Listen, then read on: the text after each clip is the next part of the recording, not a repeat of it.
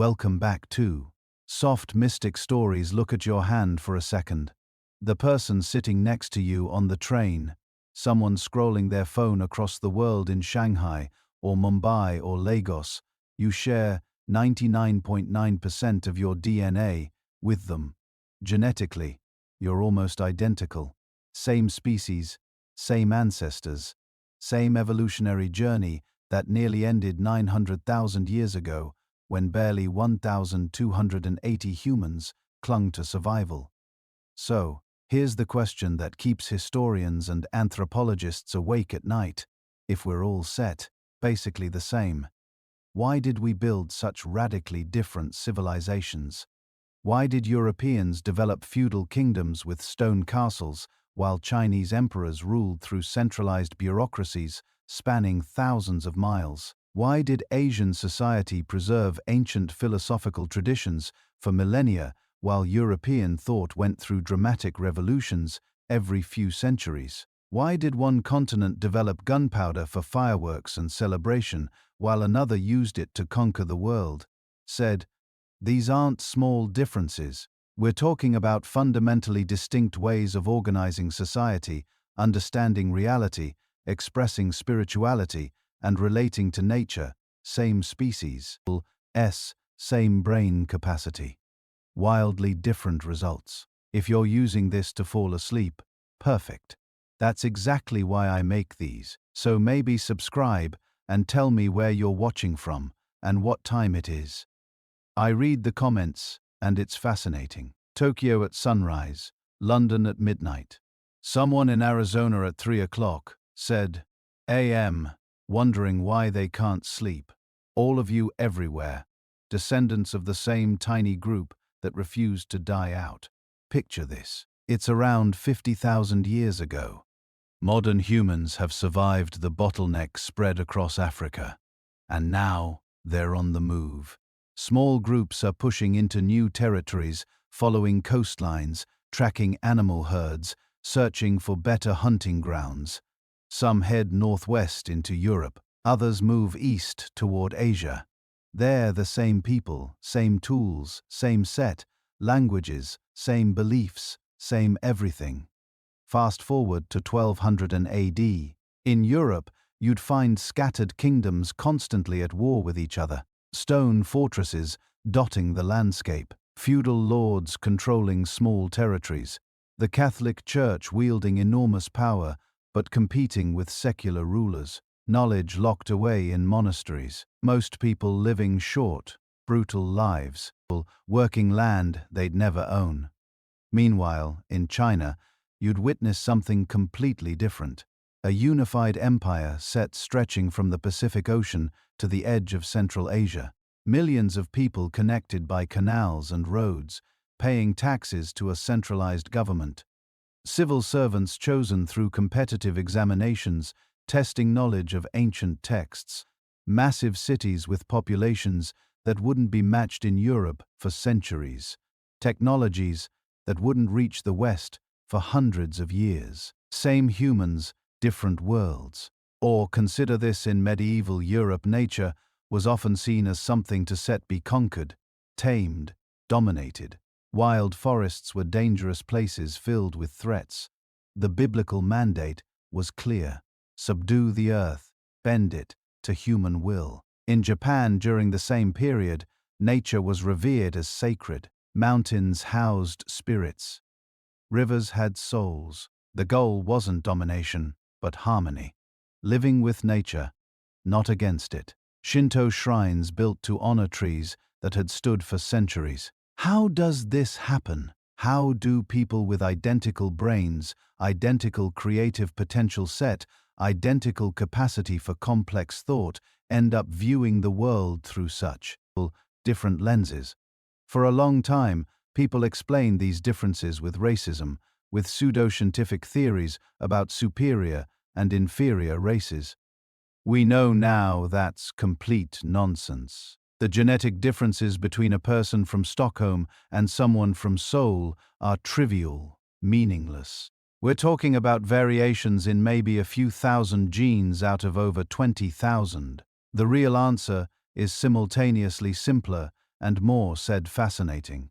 It comes down to three things: geography, climate, and an enormous amount of random chance. The landscapes our ancestors walked into weren't blank slates. Europe and Asia presented radically different challenges and opportunities. Mountains ran in different directions. Rivers flowed through different terrains. Growing seasons varied by months. Available plants and animals for domestication weren't the same. The diseases, the rainfall patterns, the mineral resources, everything was set different. And these differences, compounded over thousands of years, pushed human societies down divergent evolutionary paths. Not genetic evolution, but cultural evolution. Different solutions to different problems, different technologies for different environments. Different philosophies emerging from different lived experiences.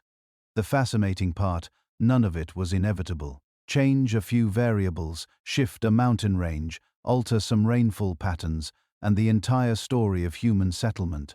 Civilization would be completely different. Maybe Chinese explorers would have colonized Europe. Maybe democracy would have been invented in India instead of Greece. Maybe the Industrial Revolution would have started in Japan. We're about to explore one of history's greatest mysteries, not through the tired lens of racial superiority or cultural supremacy, but through the actual mechanisms that shaped human societies: the invisible hand of geography, the relentless pressure of climate, the agricultural revolution that changed everything, the power of language to shape thought itself, the role of philosophy and religion in organizing massive populations, the different paths technology took when solving similar problems. This is the story of how we became different while remaining fundamentally the same. How the landscape shaped the mind. How climate sculpted culture. How random chance combined with human ingenuity created the diverse, fascinating tapestry of civilizations we inherited.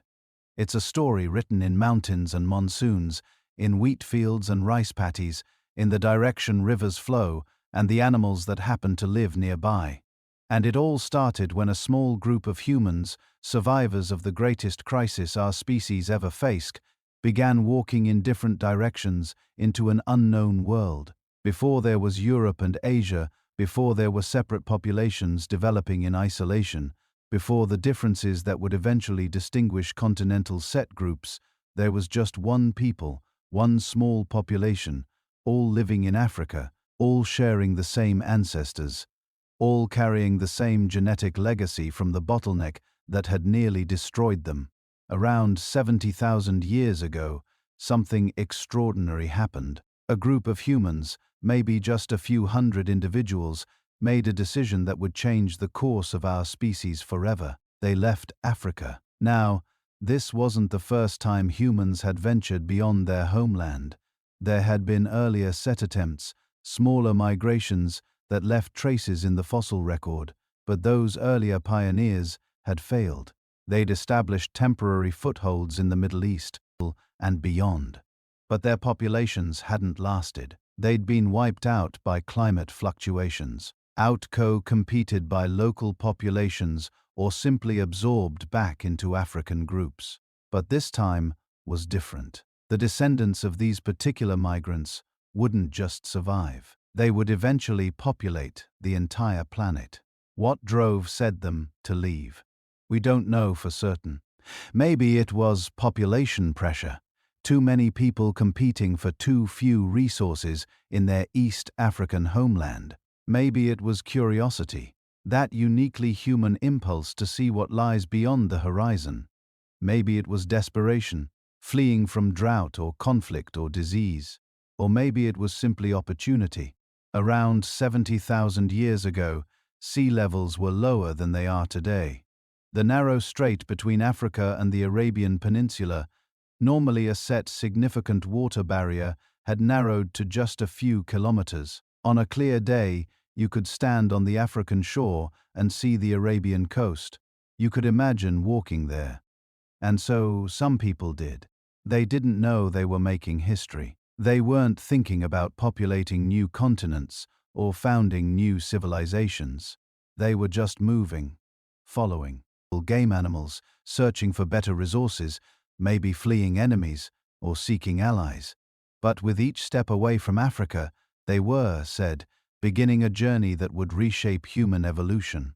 The initial migration probably happened in waves, not all at once. Small groups crossing when conditions were favorable, establishing camps on the Arabian side, then either returning or pushing further. Eventually, some groups stopped returning. They found territories they liked, resources they could exploit. They settled, and then they kept moving. Within just a few thousand years, which is remarkably fast in evolutionary terms, these said migrants had spread along the coastlines of the Arabian Peninsula and into South Asia. They weren't traveling inland yet. The interior regions were still too harsh, too dry, filled with deserts and mountains that would have been deadly to small groups with limited technology. Instead, they followed the coasts.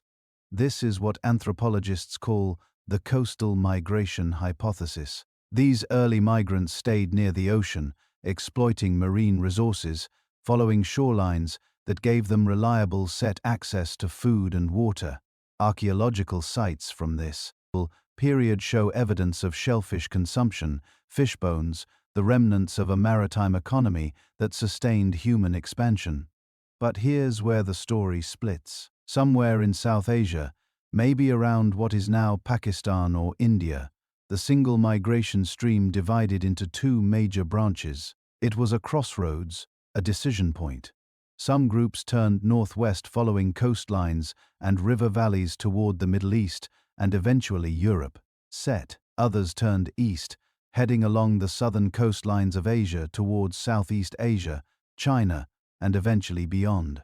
This was the moment when the European and Asian populations began their separate journeys.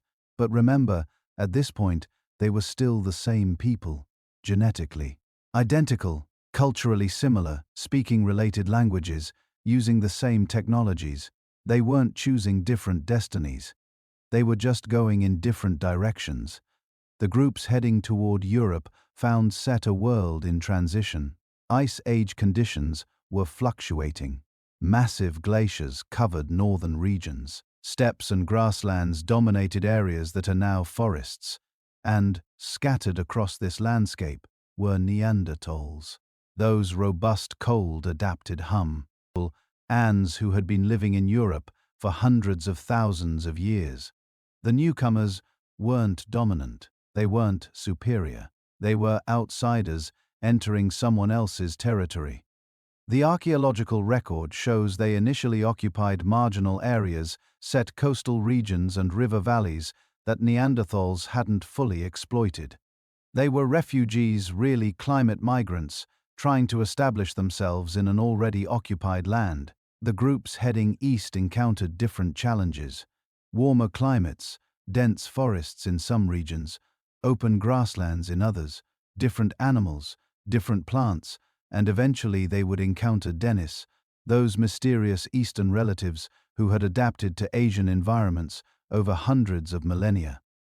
Both groups were small. Genetic analysis suggests the founding population heading toward Europe might have numbered just a few hundred individuals. The Eastern group was probably similar in size.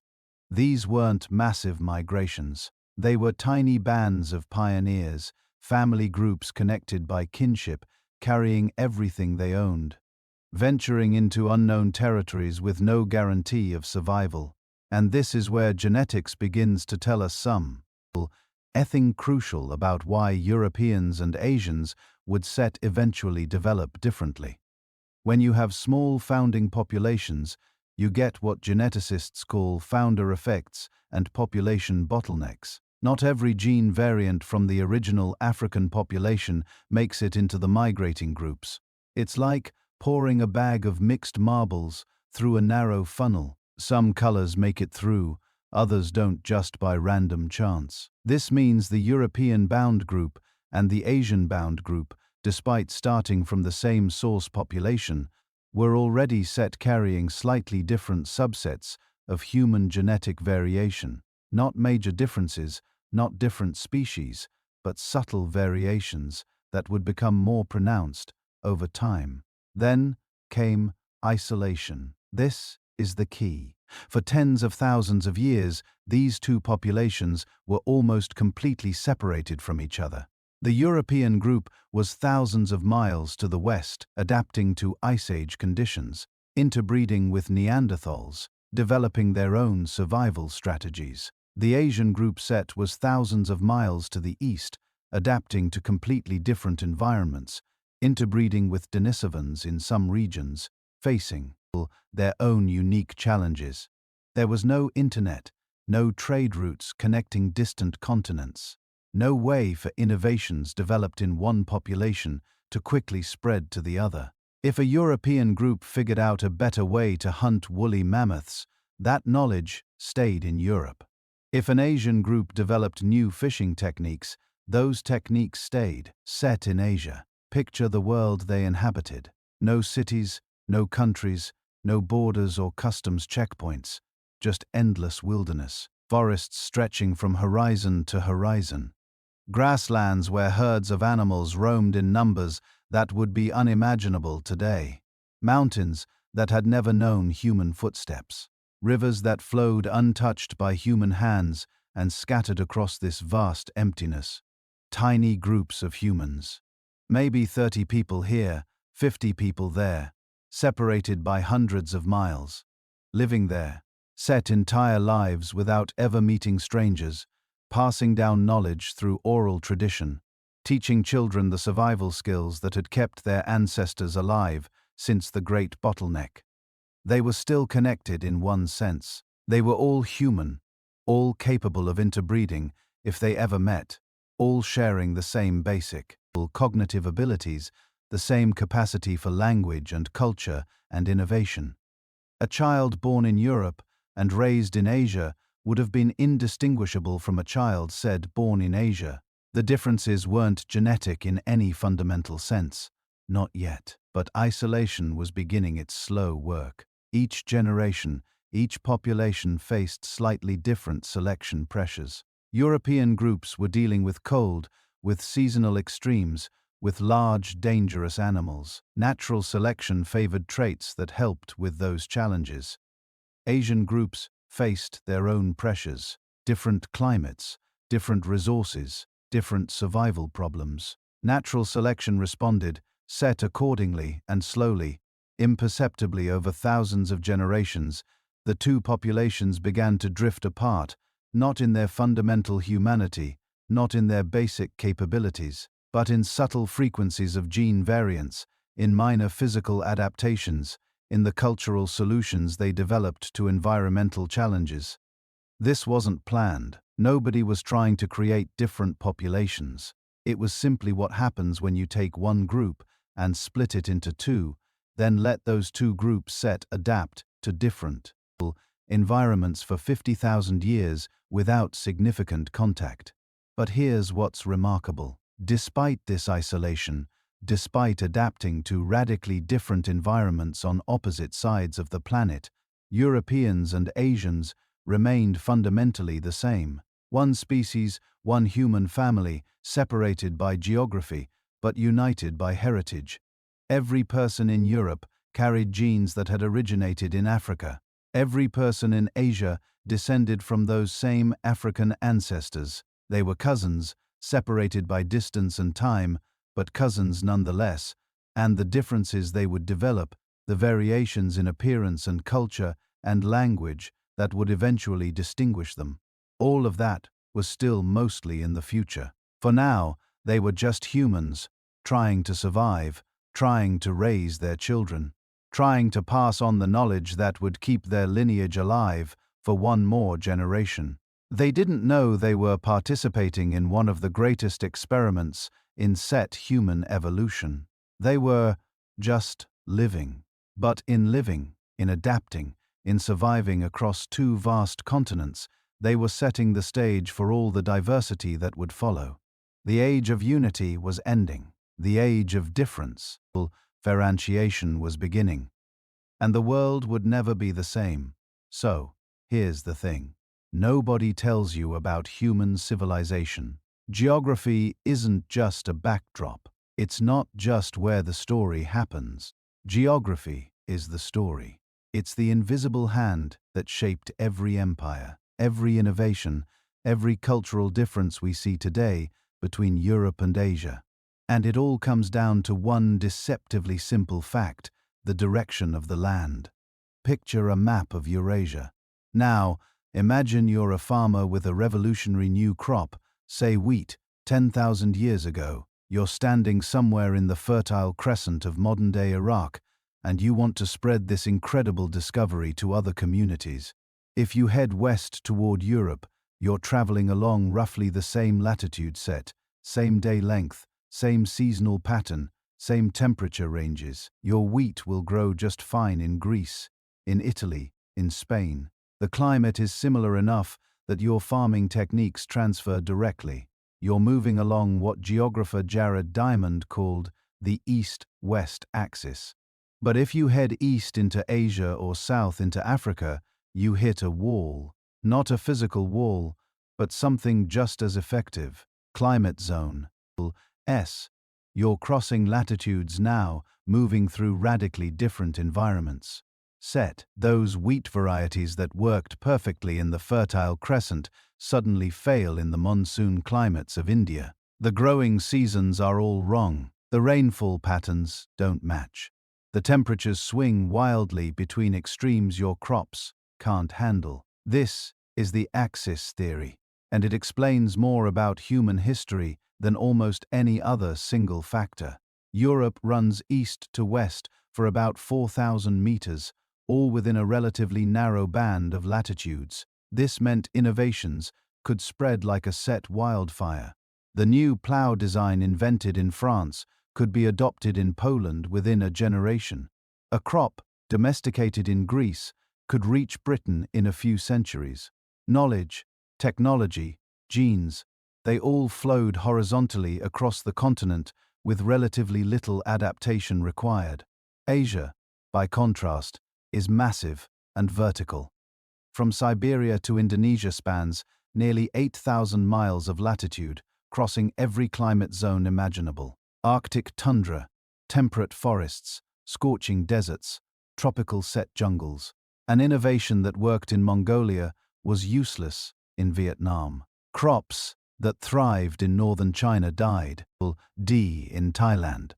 Each region had to reinvent survival strategies from scratch because knowledge transfer was so difficult across such extreme environmental variation. But the axis orientation was just the beginning. The real story is in the barriers, the geological features that turned Eurasia into a continent of isolated pockets rather than a unified whole. Start with the Himalayas. Not said just the highest mountain range on Earth, but the most effective barrier to human migration ever created by geology. For millions of years, the Indian subcontinent has been slowly colliding with Asia, pushing up these impossible peaks that separate South Asia from East Asia like a wall built by gods. There are passes, sure, narrow corridors like the Silk Road routes through the Karakoram, but they're brutal death traps at high altitudes, where weather can turn lethal in minutes for most of human history. Moving large populations or armies across the Himalayas was simply impossible. This meant India and China developed in almost complete isolation from each other, despite being neighbors.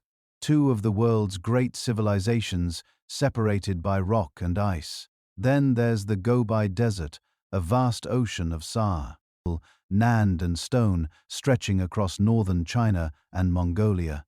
Another barrier, this one horizontal, separating the steppe peoples of Central Asia from the agricultural civilizations of set China proper. The Gobi wasn't completely impossible. Nomadic herders figured out how to survive there, but it was brutal enough that it created a permanent cultural divide.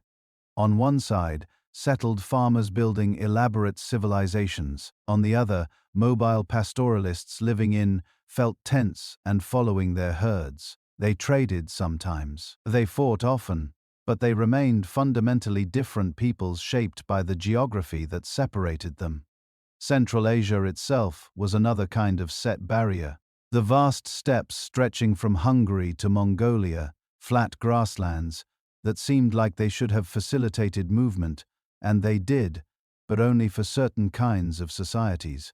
Nomadic horse peoples thrived there. They could cover huge distances, maintaining trade networks and occasionally erupting westward or southward to terrorize settled civilizations. But for agricultural societies, the steppes were a desert. Not enough rainfall for farming, too exposed for permanent settlements. This created a permanent buffer zone between Europe and East Asia, a region where empires rose and fell, but never quite stabilized into lasting civilizations. Now, contrast this with Europe. Europe is small, compact, and absolutely riddled with natural highways. The Mediterranean Sea, which might seem like a barrier, actually became the greatest facilitator of cultural exchange in human history. Ancient sailors could island hop from Greece to Italy to Spain, spreading ideas, genes, and set technologies throughout the southern rim of Europe with relative ease. The Mediterranean wasn't a wall, it was a highway. And the rivers, God, the rivers. Europe has navigable rivers running everywhere. The Rhine, the Danube, the Seine, the Thames, the Voul, each one a natural trade route penetrating deep into the continent. You could load goods onto a boat in the North Sea and travel hundreds of miles inland without ever touching a road. This meant even landlocked regions weren't really set isolated. They were connected to coastal trade networks through these watery arteries. Asia had rivers too, massive ones, the Yangs, the Yellow River, the Ganges, the Mong, but they mostly ran north-south parallel to each other. Rather than connecting different regions, they facilitated unity within regions. China used its rivers to bind the country together, but they didn't create the kind of continent-wide trade networks that European rivers enabled. Each river system created its own set civilization, sphere largely isolated from the others. The coastlines tell their own story. Europe has an incredibly convoluted coastline relative to its size. Peninsulas jutting out everywhere, islands scattered offshore, deep bays, and natural harbors. This geographical reality practically forced Europeans to become seafarers. If you lived in Greece or Scandinavia or Portugal, you were never more than a short distance from the ocean.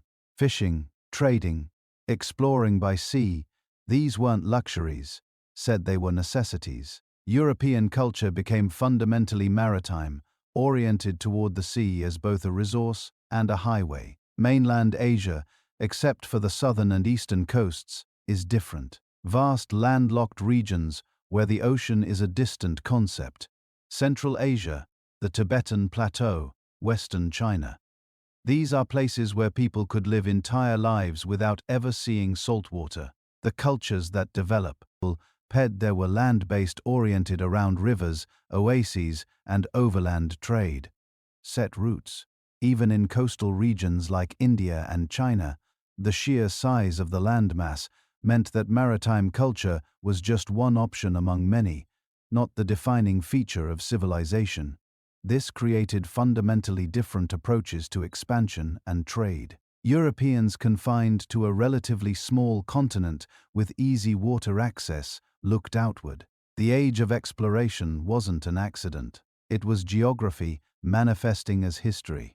When European powers wanted to expand, the obvious route was set across the oceans. They had the shipbuilding traditions, the navigational skills, and the cultural momentum to make it happen.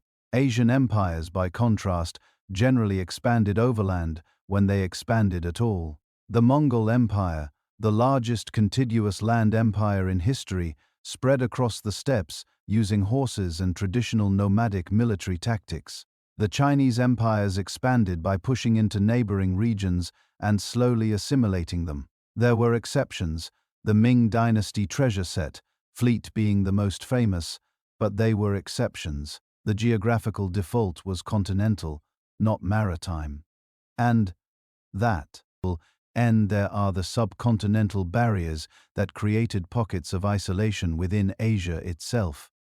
The jungles of Southeast Asia, dense tropical forests that made communication between regions incredibly difficult. The Indonesian archipelago, thousands of islands creating thousands of micro-environments, each developing its own languages and cultures.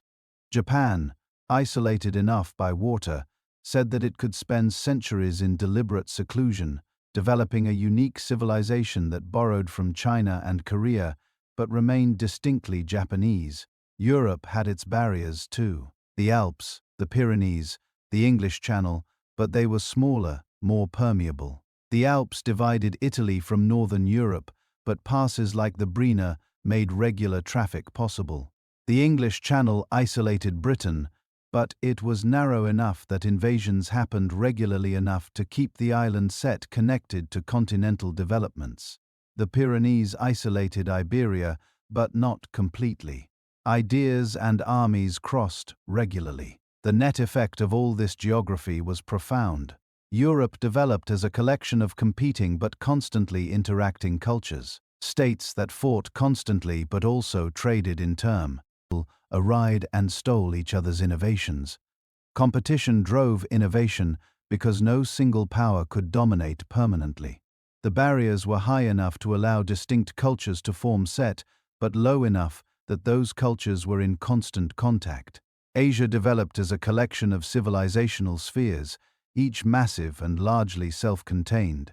China, India, the Islamic world, Southeast Asia, each developed sophisticated civilizations that could last for millennia without fundamental outside influence. When these spheres did interact, usually through trade along routes like the Silk Road, the exchange was profound but intermittent. Long periods of isolation punctuated by bursts, said of contact. This geographical reality shaped everything that came after. It determined which crops spread where, which technologies got adopted by whom, which ideas circulated, and which remained local. It even shaped military history. European armies were constantly fighting each other, driving rapid innovation in weapons and tactics. Asian powers often faced different challenges, managing vast territories, defending against nomadic raiders, maintaining control over diverse populations. None of people said this was destiny. Geography didn't determine outcomes. It shaped probabilities. It made certain developments more likely and others less so. A civilization could work against its geographical constraints. Japan becoming a maritime power despite its isolation. China building the Grand Canal to connect north and south. But these achievements required enormous effort precisely because they were working against the grain of the land. And here's what makes all this so fascinating. The people living said through this didn't know they were being shaped by geography. They just knew that the neighbors over the mountains spoke a different language, that the people across the sea had strange customs, that moving goods from here to there was easy or hard, depending on the route. They experienced the effects without understanding the cause, but we can see it now. The invisible hand of geography pushing populations this way and that, channeling human creativity and ambition along paths determined by set ancient tectonic forces. The land shaped the people and the people shaped their civilizations according to the possibilities the land presented. And this was just the physical geography. Wait until you see what climate did to human development. Because temperature, rainfall, and seasons were about to create even deeper divisions between populations that had started out identical. Now, imagine this. Two groups of humans, same species, same ancestors, same genetic bottleneck survival story. They stood apart maybe 50,000 years ago, practically yesterday in evolutionary terms. One group heads north and west into Europe, the other pushes east across Asia. And the world they encountered, it wasn't the same world at all. Europe was in the grip of the Ice Age, not constantly, not everywhere, but the glaciers were real. Massive sheets of ice covering Scandinavia, pushing down into what's now Germany and Poland. Winters that lasted 8–10 months, summers so brief you could barely call them said summers at all. The people who moved into this landscape weren't just visiting, they were staying. And staying meant adapting or dying. Asia was cold too, but differently cold. The eastern regions faced brutal winters, yes, but they also had monsoons. Dramatic seasonal swings that could turn a landscape from frozen wasteland to humid growing season in a matter of weeks. The Himalayas range heated their own weather patterns, rain shadows that left some areas perpetually dry, while others flooded, said. Annually, Central Asia became vast grasslands, steppes that stretched forever with temperature extremes that would kill you if you weren't prepared. These weren't just different climates, they were different evolutionary pressures, and over thousands of years, tens of thousands of years, they sculpted human bodies in ways that are still visible today. Let's start with the most obvious one: skin color. This isn't about race or superiority or any of that modern nonsense. This is about survival. Pure said and simple, your skin color is essentially a climate adaptation device, a biological response to one of the most critical challenges humans faced as they spread across the planet. How do you get enough vitamin D without getting killed by UV radiation? In Africa, where humans evolved, the sun is intense. UV radiation streams down relentlessly year-round. Too much UV radiation damages your DNA, destroys folate in your bloodstream, causes skin cancer, reduces fertility. Dark skin is nature's set. Sunscreen. The melanin pigment absorbs UV radiation before it can penetrate deeper tissues. If you're living near the equator, dark skin isn't just advantageous, it's essential for survival. But when those African populations moved north into Europe, everything changed. Suddenly, UV radiation wasn't the enemy, it was scarce. At northern latitudes, especially during those long Ice Age winters, sunlight strikes the Earth at such an oblique angle that UV intensity drops dramatically. You might get set a few hours of weak sunlight during the day, and that's it. Here's the problem. Humans need UV radiation. Not a lot, but enough to trigger vitamin D synthesis in the skin. Vitamin D is absolutely critical. Without it, your bones don't develop properly. Children get racketia, a devastating condition that deforms the skeleton and can kill. Adults get osteomalia, bone softening that leads to fractures and disability. Women with severe vitamin D deficiency can't give birth successfully because their pelvises deform. So natural selection went to work. Over thousands of generations, European populations became lighter-skinned, not all at once, not uniformly, but steadily. Lighter skin allows more UV radiation to penetrate, enabling vitamin D synthesis even under the weak northern sun. It's a perfect adaptation to high-latitude environments. The people who happen to be born with slightly lighter skin and healthier children who survive to reproduce generation after generation, the trait set became more common. But look at Asian populations, and something interesting happens. They're not as light-skinned as Europeans, even though many Asian regions are at similar latitudes. Why? Because the evolutionary pressures were different.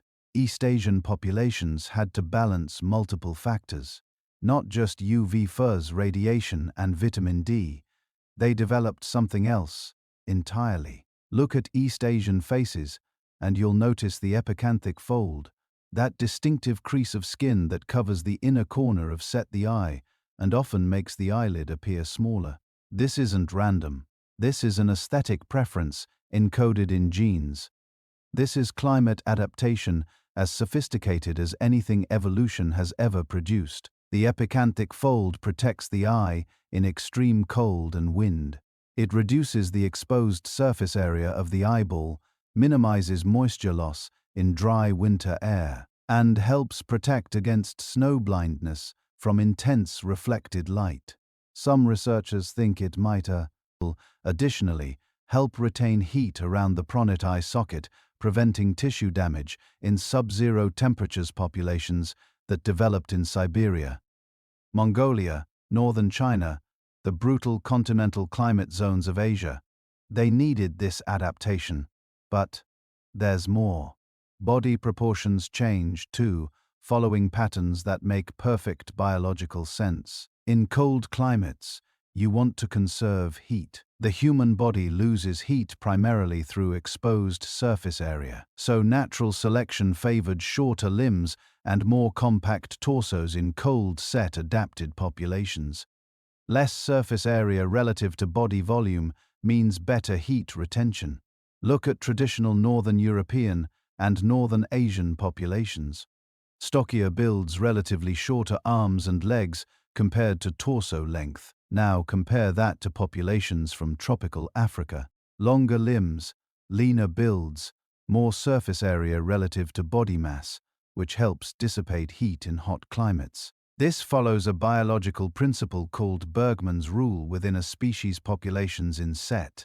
Colder climates tend to have larger, more compact bodies than those in warmer climates. It's all about thermal efficiency. Your body is constantly fighting to maintain a stable internal temperature.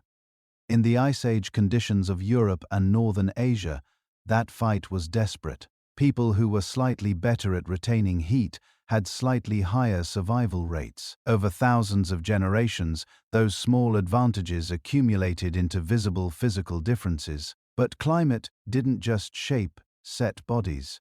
It shaped cultures, technologies, entire ways of life. Because the seasonal variations across Europe and Asia weren't just weather. They were survival challenges that required different solutions. Europe's Ice Age climate was seasonal, but somewhat predictable. You had summers when plants grew and animals were active. You had winters when everything shut down and you survived on stored food or starved. This created intense selection pressure for planning, storage technology, and set seasonal coordination. Archaeological evidence shows European populations developing increasingly sophisticated food preservation methods, smoking meat to preserve it through winter, storing grains in underground pits, learning which plants could be dried and stored, which would spoil. This wasn't just practical knowledge. This was survival technology that took generations, ions to refine, and it shaped the agricultural calendar when farming finally arrived. European agriculture became organized around set dramatic seasonal shifts. Plant in spring, grow through summer, harvest in fall, survive winter on stored food. The entire social calendar, the festivals, the religious observations, even the concept of the year itself, all structured around this seasonal rhythm. Asia developed differently. The monsoon patterns created different pressures. In much of Eastern South Asia, you didn't have a simple warm season, cold season pattern. You had wet seasons and dry seasons, sometimes multiple cycles per set year. The arrival of the monsoon could transform a parched landscape into a flooded one in days. This created different agricultural strategies. Rice cultivation, which became central to Asian civilizations, requires managing water with incredible precision. Too little and crops fail. Too much, and they flood. Asian farmers became masters of water management, irrigation, and drainage systems thousands of years before European agriculture achieved similar sophistication. The climate also shaped set dietary evolution in fascinating ways. European populations, facing long winters with limited fresh food, developed higher tolerances for preserved foods high in salt and fat. Many Northern European populations evolved the ability to continue digesting lactose into adulthood, a trait called lactase persistence. This allowed them to consume milk and dairy products year-round, providing critical protein and fat during winter scarcity. Asian populations developed different dietary adaptations. Many said East Asian populations maintained the ancestral human pattern of lactose intolerance after childhood, but developed enhanced ability to digest complex carbohydrates, particularly the starches in rice and millet. Some populations developed genetic variants that help process plant-based diets more efficiently, allowing them to thrive on grain-heavy cuisines. These weren't conscious choices. Nobody sat down and decided to evolve lactase persistence or enhanced starch digestion. These were natural set selection responses to available food sources. People who could effectively digest the foods available in their environment had more children who survived to adulthood. Over hundreds of generations, these traits became population characteristics, and the climate pressures drove technological innovation in ways that are still visible today. European populations facing the need to heat dwellings through brutal winters became experts at chimney construction, insulation, and efficient heating systems. Asian populations dealing with monsoons and seasonal flooding developed sophisticated raised floor architecture, water-resistant building materials, and drainage systems. Cold weather drove clothing innovations. European populations developed fitted garments, layered clothing systems, sophisticated use of animal furs, and woven textiles to trap body heat. Asian populations in extreme climates developed their own solutions: quilted garments filled with insulating materials, felt-making set techniques for nomadic peoples on the steppes. Even hunting and gathering strategies diverged based on climate. European Ice Age hunters developed technologies for taking down massive, cold-adapted mammals: mammoths, woolly rhinoceros, giant deer. This required coordinated group hunting, sophisticated weapons, and the ability to process enormous quantities of meat and materials from a single kill. Asian populations adapted to different prey. In some regions, smaller game and intensive plant set gathering. In others, fishing technologies that could exploit seasonal fish runs. On the steppes, horse domestication eventually emerged, creating an entirely different relationship between humans and their environment. Here's what's really remarkable. All of this happened in what is evolutionarily speaking the blink of an eye. 50,000 years, maybe 60,000 for the earliest migrations. That's roughly 2,000 to 3,000 generations. In that time, populations went from being physically indistinguishable set to displaying obvious visible differences, but they remained the same species, could still interbreed, still shared the vast majority of their DNA. The differences, while real and visible, were surface-level adaptations to local conditions. Underneath, the same basic human blueprint, the same brain architecture, the same capacity for language, culture, and innovation. The climate had sculpted different solutions to survival, but it hadn't created different kinds of humans. It had created adapted set humans, populations fine-tuned to their environments through the relentless logic of natural selection. Each group carrying the genetic heritage of the necklace survivors, each bearing the mark of climate pressures that shaped their bodies and their cultures, but all still fundamentally, undeniably human. And those climate-driven adaptations were about to shape something even more profound, because the next revolution wasn't going to be about surviving the environment. It was going to be about controlling it. But here's where the story gets really interesting. Around 12,000 years ago, something extraordinary happened. Not a disaster this time, but an innovation so profound it would reshape human societies forever. People in two different parts of the world completely independently figured out how to do something that would change everything. They learned to farm. Now, this might not sound revolutionary. Plant seeds, harvest crops, repeat. Simple, right? But agriculture wasn't just set about food production. It was about fundamentally reorganizing human existence, about transforming mobile hunter-gatherers into settled communities. And here's the crucial part. The exact way this transformation unfolded depended entirely on where you were standing on the planet. Two regions led this revolution. In the West, the Fertile Crescent, Thar, T-arc of land stretching from the Persian Gulf through modern Iraq, Syria, Lebanon, and down into Egypt. In the east, the Yellow River Valley stretches north into northern China. Both areas had the right combination of climate, wild plants, and animal species to make agriculture possible. But they had very different wild species available.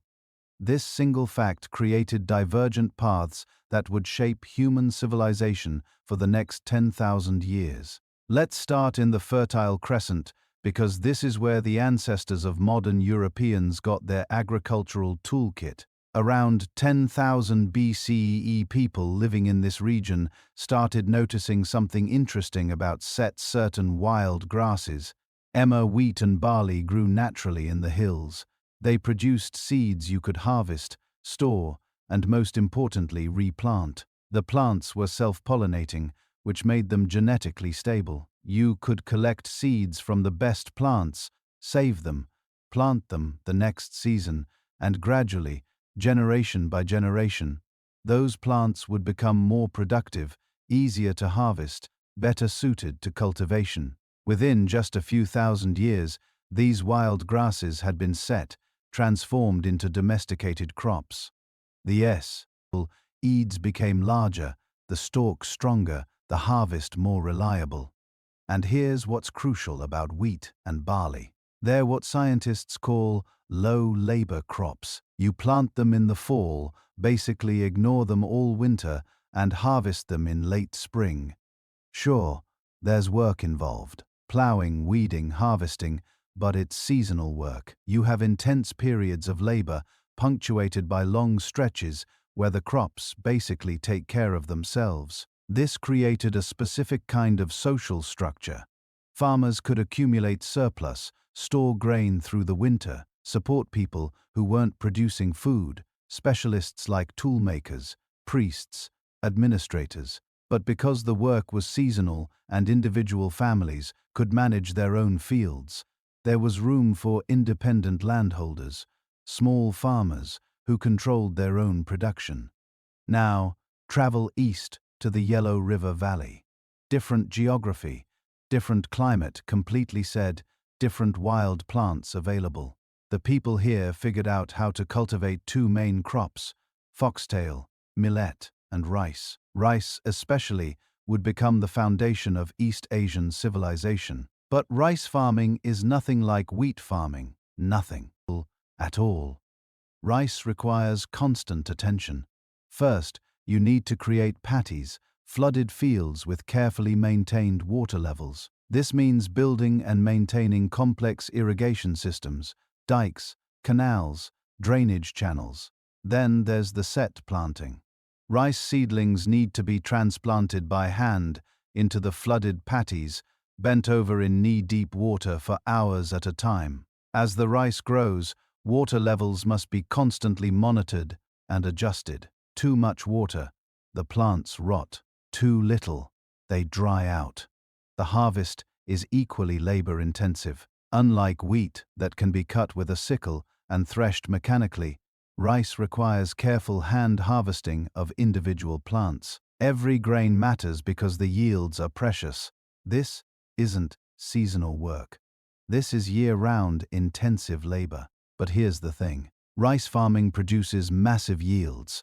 A rice paddy properly maintained can feed far more people per acre than wheat fields. The caloric output is extraordinary, but you can't do it alone. One family cannot build and maintain the irrigation systems needed for rice cultivation.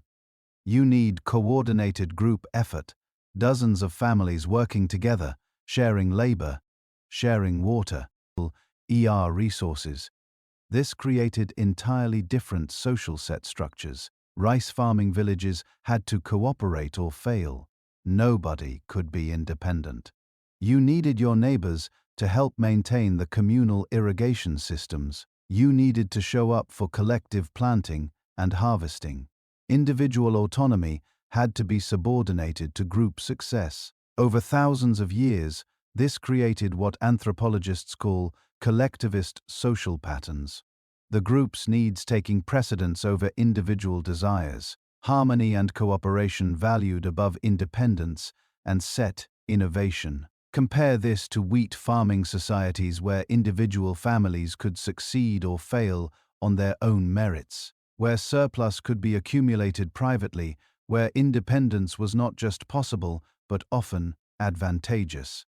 These societies developed what we now call individualist patterns. Personal achievement valued competition, encouraged individual rights, emphasized over communal obligations. Neither system was better or worse. They were adaptations to different agricultural set realities, but they created profound cultural differences that persist today. Differences in how people think about themselves, their relationships, their obligations to others. Then, there were the animals. The Fertile Crescent had an incredible advantage here. Within a few thousand miles, you had aurochs, wild cattle that could be domesticated, wild sheep and goats in the hills, wild horses on the steppes, wild pigs in the forests. All of these animals had the right characteristics for set domestication. They were herd animals with established dominance hierarchies, meaning they would accept humans as their leaders. They reproduced relatively quickly. They could survive on vegetation humans couldn't digest, effectively turning grass into meat, milk, leather, and labor. By 8000 BCE, farmers in the Fertile Crescent had domesticated all of these species. This gave them massive advantages. Set, cattle could pull plows, multiplying agricultural productivity. Horses could transport goods and people. Sheep provided wool for clothing and textiles. Animals produced manure, enriching soil that would otherwise be depleted by constant cropping. Most importantly, domesticated animals provided concentrated protein, allowing larger populations to survive on smaller territories. Set. These advantages spread as farming expanded from the Fertile Crescent into Europe, North Africa, and Western Asia. It carried this complete agricultural package: wheat and barley, cattle and sheep, plows and carts, the whole system together, creating societies that could support dense populations, accumulate surplus wealth, and develop increasingly complex social hierarchies. Set China had animals too, but different ones: pigs and chickens, both domesticated early. These were important sources of protein, but they couldn't pull plows.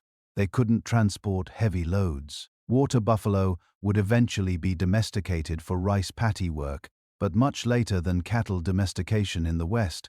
Said horses existed in China, but they were always relatively scarce, more valuable as military assets than agricultural tools. This meant Chinese agriculture remained more labor-intensive, human and animal power, rather than human and cattle power. More people needed per acre of farmland. This wasn't a disadvantage necessarily. Remember, rice produces enormous yields. Chinese agriculture could support massive populations, but it required different social organization, more coordination, more collective effort. The population density differences were staggering.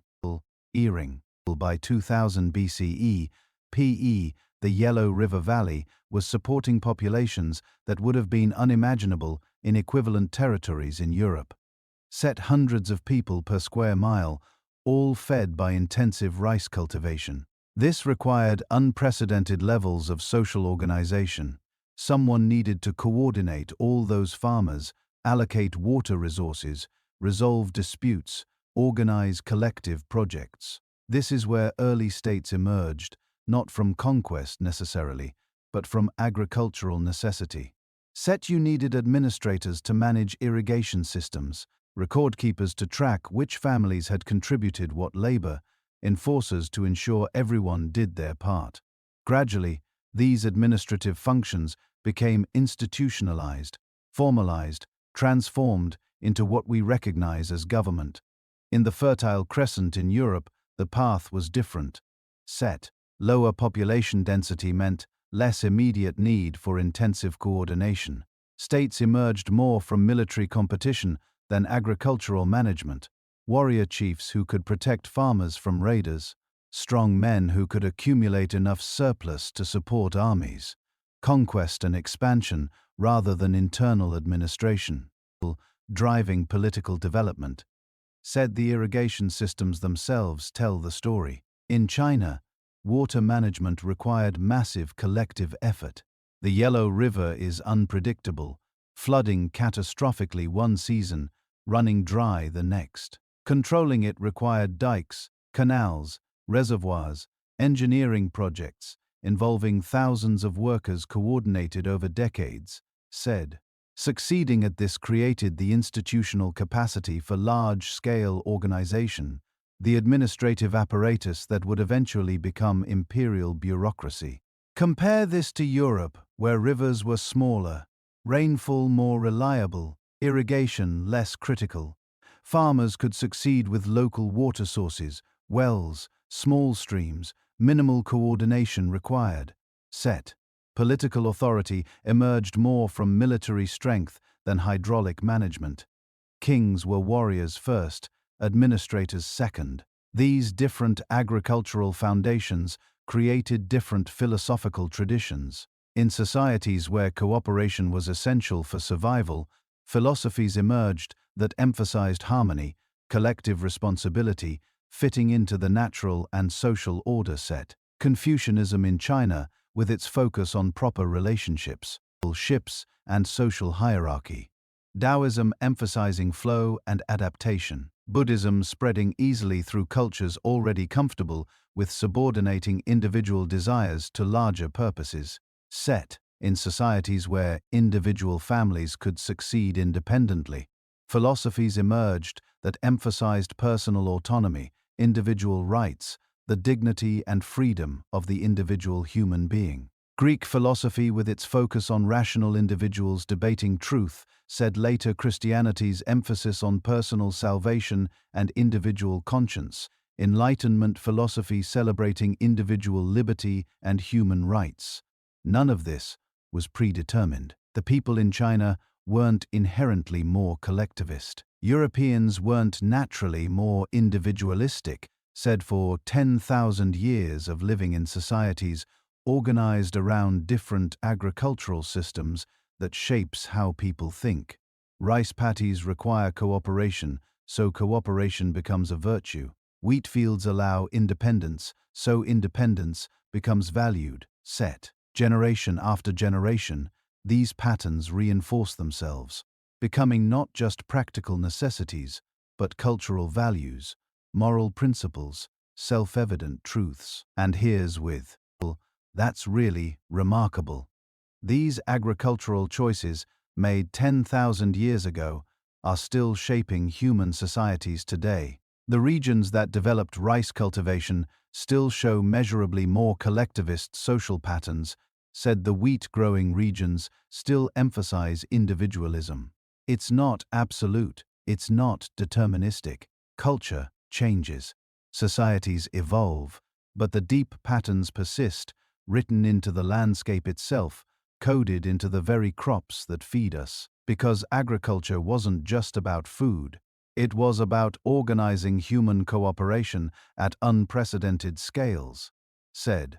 And the specific ways that cooperation was organized, determined by what crops grew where, created the foundations for everything that came after, the empires and philosophies, the religions and technologies, all of it built on the simple fact that wheat and rice require different kinds of work, creating different kinds of societies, said the seeds planted 10,000 years ago are still bearing fruit today, still shaping how people live, think, organize themselves, still creating the differences that make human civilization so endlessly diverse and endlessly fascinating. But the story doesn't end with agriculture. The see different social foundations would support radically different approaches to language, thought, and meaning itself, said. Now, here's something that'll keep you wondering. We've talked about how geography shaped bodies, how climate influenced civilizations, how farming transformed societies, but there's another force that may have shaped European and Asian minds even more profoundly. Language itself, not just what people said, but how they said it, said the very structure of the words they spoke, the writing systems they developed, the ways they organized thought on the page and in their minds. This wasn't just about communication. This was about cognition, about the fundamental architecture of human thinking, and, between Europe and Asia, that architecture evolved in radically different directions. Let's start with the obvious question set. Why do Europeans mostly speak related languages while Asian languages seem so wildly different from each other and from European tongues? The answer takes us back about 6,000 years, around 4000 BCE. Somewhere in the grasslands north of the Black Sea, a group of people we now call the Proto-Indo-Europeans began a migration that would reshape the linguistic map of the world. These weren't empire builders, not yet. They were pastoralists, people who had mastered horse domestication and wagon technology. And those two innovations gave them something unprecedented: mobility. Within about 2,000 years, their descendants had spread from Ireland to India. Everywhere they went, their language went with them. It evolved, changed, adapted to local conditions, but it remained fundamentally connected. The result: modern English, German, French, Spanish, Russian, Hindi, Persian. They're all cousins, all descendants of that original Proto-Indo-European tongue. You can see the family resemblance in the most basic words. Mother is mater in Latin, meter in Greek, matter in Hindi. Father is Peter, Peter, Peter said. 3 is tres ten. The connections run deep, embedded in the very fabric of how hundreds of millions of people speak today. But here's what's fascinating. This massive linguistic expansion didn't happen in Asia the same way. China had its own linguistic revolution, but it went in a completely different direction. The Sino-Tibetan language family, which includes Chinese and hundreds of related languages, stayed more physically contained. It spread, yes, but it also fragmented in different ways. Chinese itself split into dozens of mutually unintelligible dialects, spoken languages so different that a person from Beijing and a person from Guangzhou couldn't understand each other's speech at all. Yet they could read the same texts because Chinese developed something unique, a writing system that transcended pronunciation. This is where things get really interesting. Europe and the Middle East developed alphabetic writing systems, letters that represent sounds. You learn 20 symbols. You can write any word in your language. Simple, efficient, relatively easy to learn. China developed logographic writing, characters that represent meaning, not sound. Thousands of symbols, each one requiring memorization, each one carrying layers of semantic information that go far beyond simple pronunciation. Think about what this means cognitively. When a European child learns to read, they're learning a code, sound to symbol, symbol to sound. It's abstract, but it's systematic. You can sound out words you've never seen before. When a Chinese child learns to read, they're learning a visual language. Each character is a unique image that must be memorized, connected to meaning and pronunciation separately. The character for good combines the characters for woman and child. The character for peace shows a woman under a roof. Meaning is built into the structure of the writing itself. This isn't better or worse. It's different, and that difference shaped cognition in ways we're only beginning to understand. Studies show that Chinese readers process text differently than alphabetic readers. Their brains activate different neural pathways. Chinese readers engage more visual processing areas, treat characters more like pictures than abstract symbols. Western readers engage more phonological processing, converting symbols to sounds even when reading silently. But the implications go deeper than just reading. Language structure itself may shape how we think about the world. This is the controversial Sapir-Whorf hypothesis, the idea that the language you speak influences the thoughts you can think. The strong version of this hypothesis, that language completely determines thought, has been largely debunked. But the weak version that language influences thought patterns of attention and habitual ways of categorizing experience, that's looking increasingly solid. Consider verb tenses. European languages are obsessed with time. English has 12 major tenses, ways to precisely specify when something happened, is happening, or will happen. Past, present, future, perfect, progressive. Every sentence requires you to commit to a temporal framework. Mandarin Chinese doesn't require marking tenses at all. Set, you can specify time if you want to, but the language doesn't force you to think about temporal relationships in every single sentence. Instead, it emphasizes aspect, whether an action is completed or ongoing, and context to determine when things happened. Does this make Chinese speakers think about time differently than English speakers? Some researchers think yes. Set. Studies suggest Chinese speakers find it easier to think about time in vertical terms, earlier events as up and later events as down, matching how time is written in traditional Chinese texts. English speakers tend to think of time horizontally, moving from left to right, matching how we write and read. Or consider how languages handle responsibility and agency. Set. English requires specifying who did what in almost every sentence. I broke the vase, the agent, the action, the object, clear, explicit, impossible to avoid assigning responsibility. Many Asian languages allow and even prefer more indirect constructions. In Japanese, you might say something closer to the broke without specifying who broke it, said. In Korean, the passive voice is used much more commonly than in English, sometimes making it deliberately unclear who performed an action.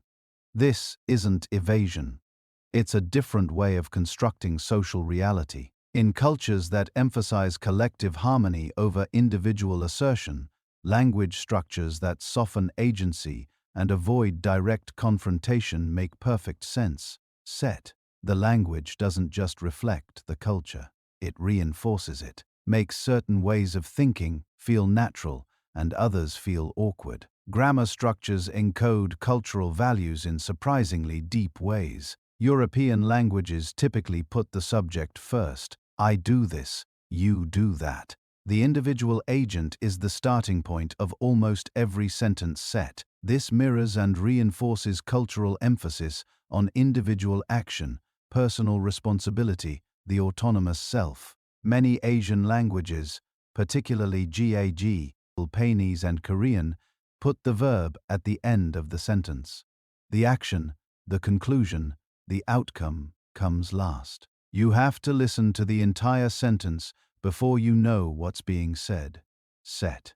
This encourages patience, attention to context, consideration of all factors before jumping to conclusions. Chinese puts descriptive information before the thing being described. Big, red old book, not old, big, red book. The modifiers come in a specific order from general to specific, from outside to inside. Set. This reflects a cognitive pattern that moves from context to detail, from the general framework to the specific instance. None of this is deterministic. Chinese speakers can think individually. English speakers can think holistically. But the language you speak creates grooves in your thinking, pathways of least resistance, default patterns that shape how you habitually process information. Said. And then there's writing itself, the technology of preserving thought across time. The differences between alphabetic and logographic systems created divergent intellectual traditions that persisted for millennia. Alphabetic writing was democratic in a way logographic writing never could be. Once you learned your letters, you could write anything. Literacy was achievable for ordinary people. Set. This is partly why Greece developed philosophy that emphasized rational argument. Why Christianity spread through written texts that anyone could theoretically read. Why the European Enlightenment emphasized universal education and literacy. Chinese writing was inherently elite. Learning thousands of characters took years of study, usually requiring formal education unavailable to peasants. Said this created a scholar official class whose authority was partly based on their monopoly of literacy. The Chinese civil service examination system, which lasted for over 1,000 years, was built on this foundation. Masters of written Chinese became the administrators of empire. But logographic writing also preserved meaning across vast dialectical differences. Said a text written in classical Chinese could be read and understood by an educated person anywhere in the Chinese cultural sphere, regardless of what language they actually spoke. This created cultural unity across geographical diversity in a way alphabetic writing never could. Said Japanese speakers, Korean speakers, Vietnamese speakers, acres, even though their spoken languages were completely unrelated to Chinese, could all access the same classical texts because they had adopted Chinese characters. This created an East Asian intellectual commonwealth, a shared library of knowledge that transcended linguistic boundaries set. Meanwhile, the alphabetic systems of Europe were fracturing. Latin gave way to Romance languages, Germanic languages, Slavic languages, all written in similar scripts, but increasingly mutually unintelligible. The classical learning of Greece and Rome had to be translated, reinterpreted, sometimes lost entirely when languages and empires fell. Said this had unexpected consequences for knowledge preservation. Chinese philosophy, science, and history maintained remarkable continuity across thousands of years.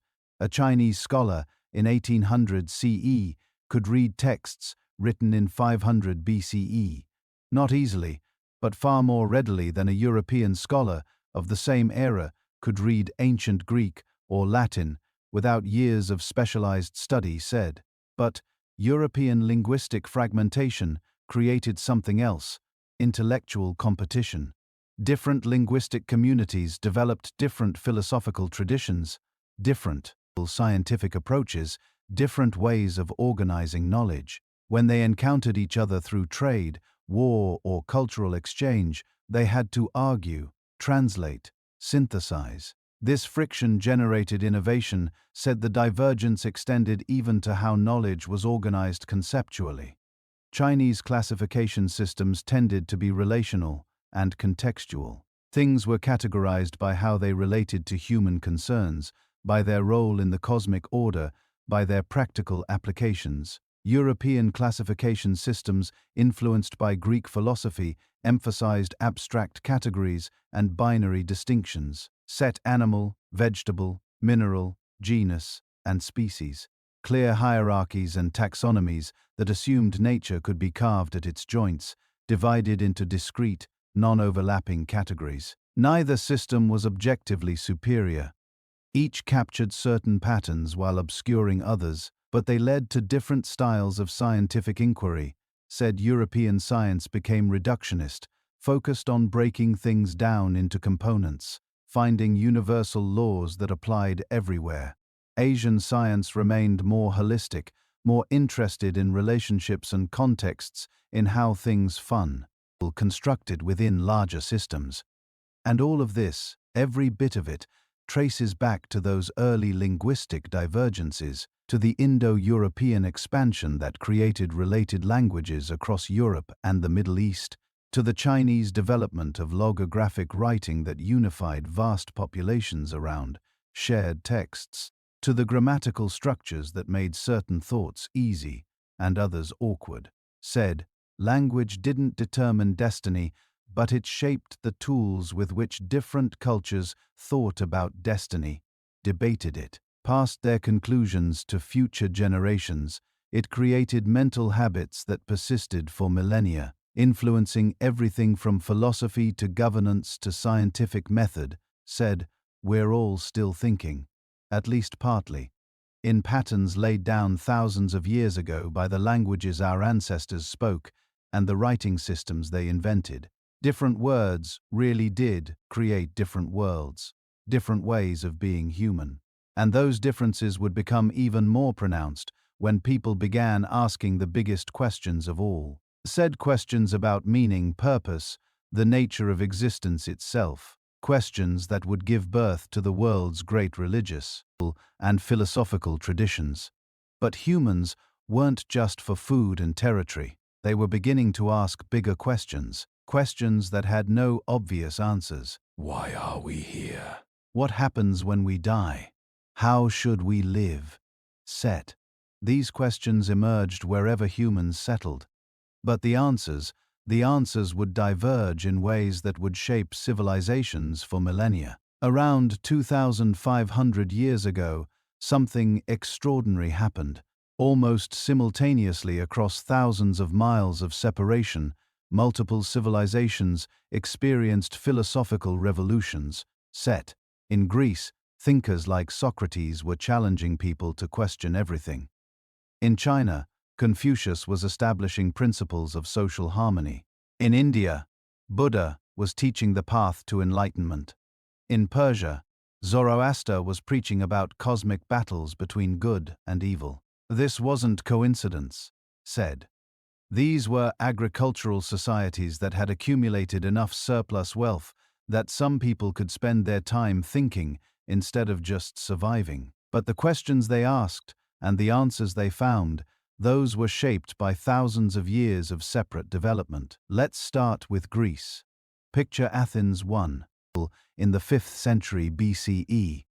Set a city-state small enough that citizens could gather in one place to debate the issues of the day. The Greeks developed something radical.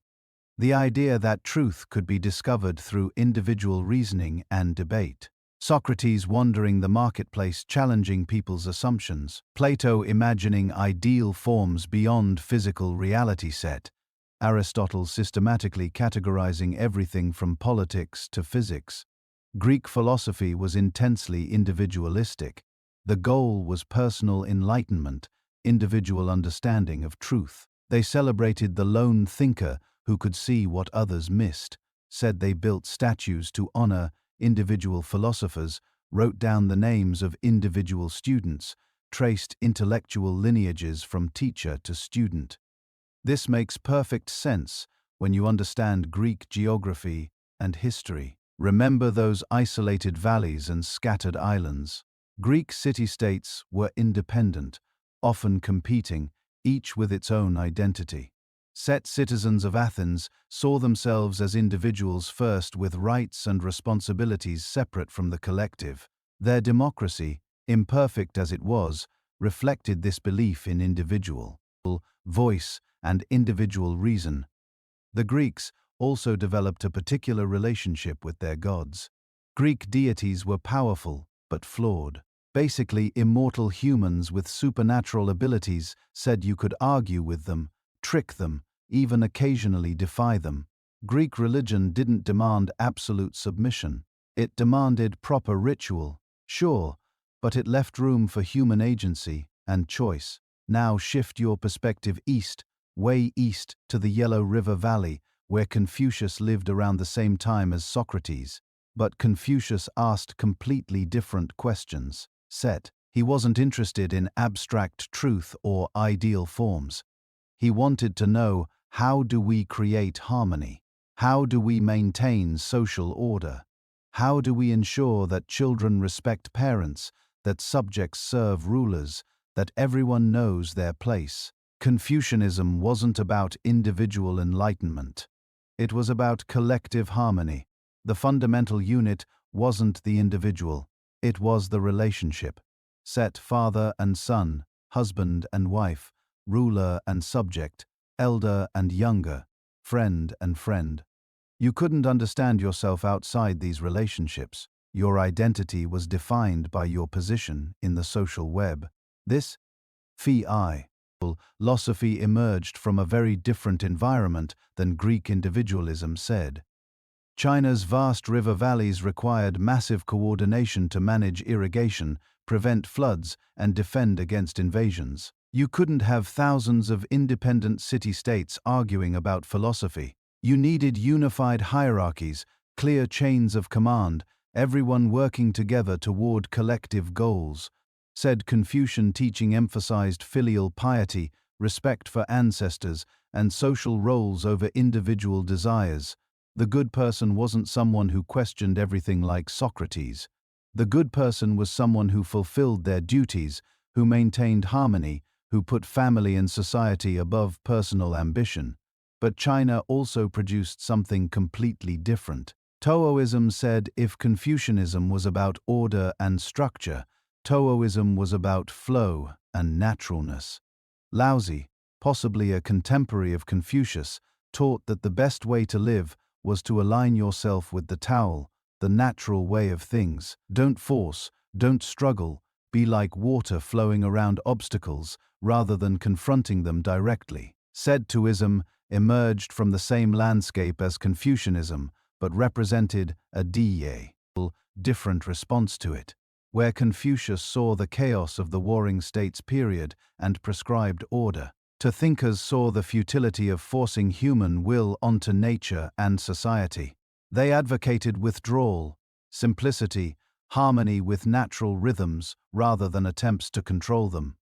Said, these weren't contradictory in Chinese thought. They were complementary.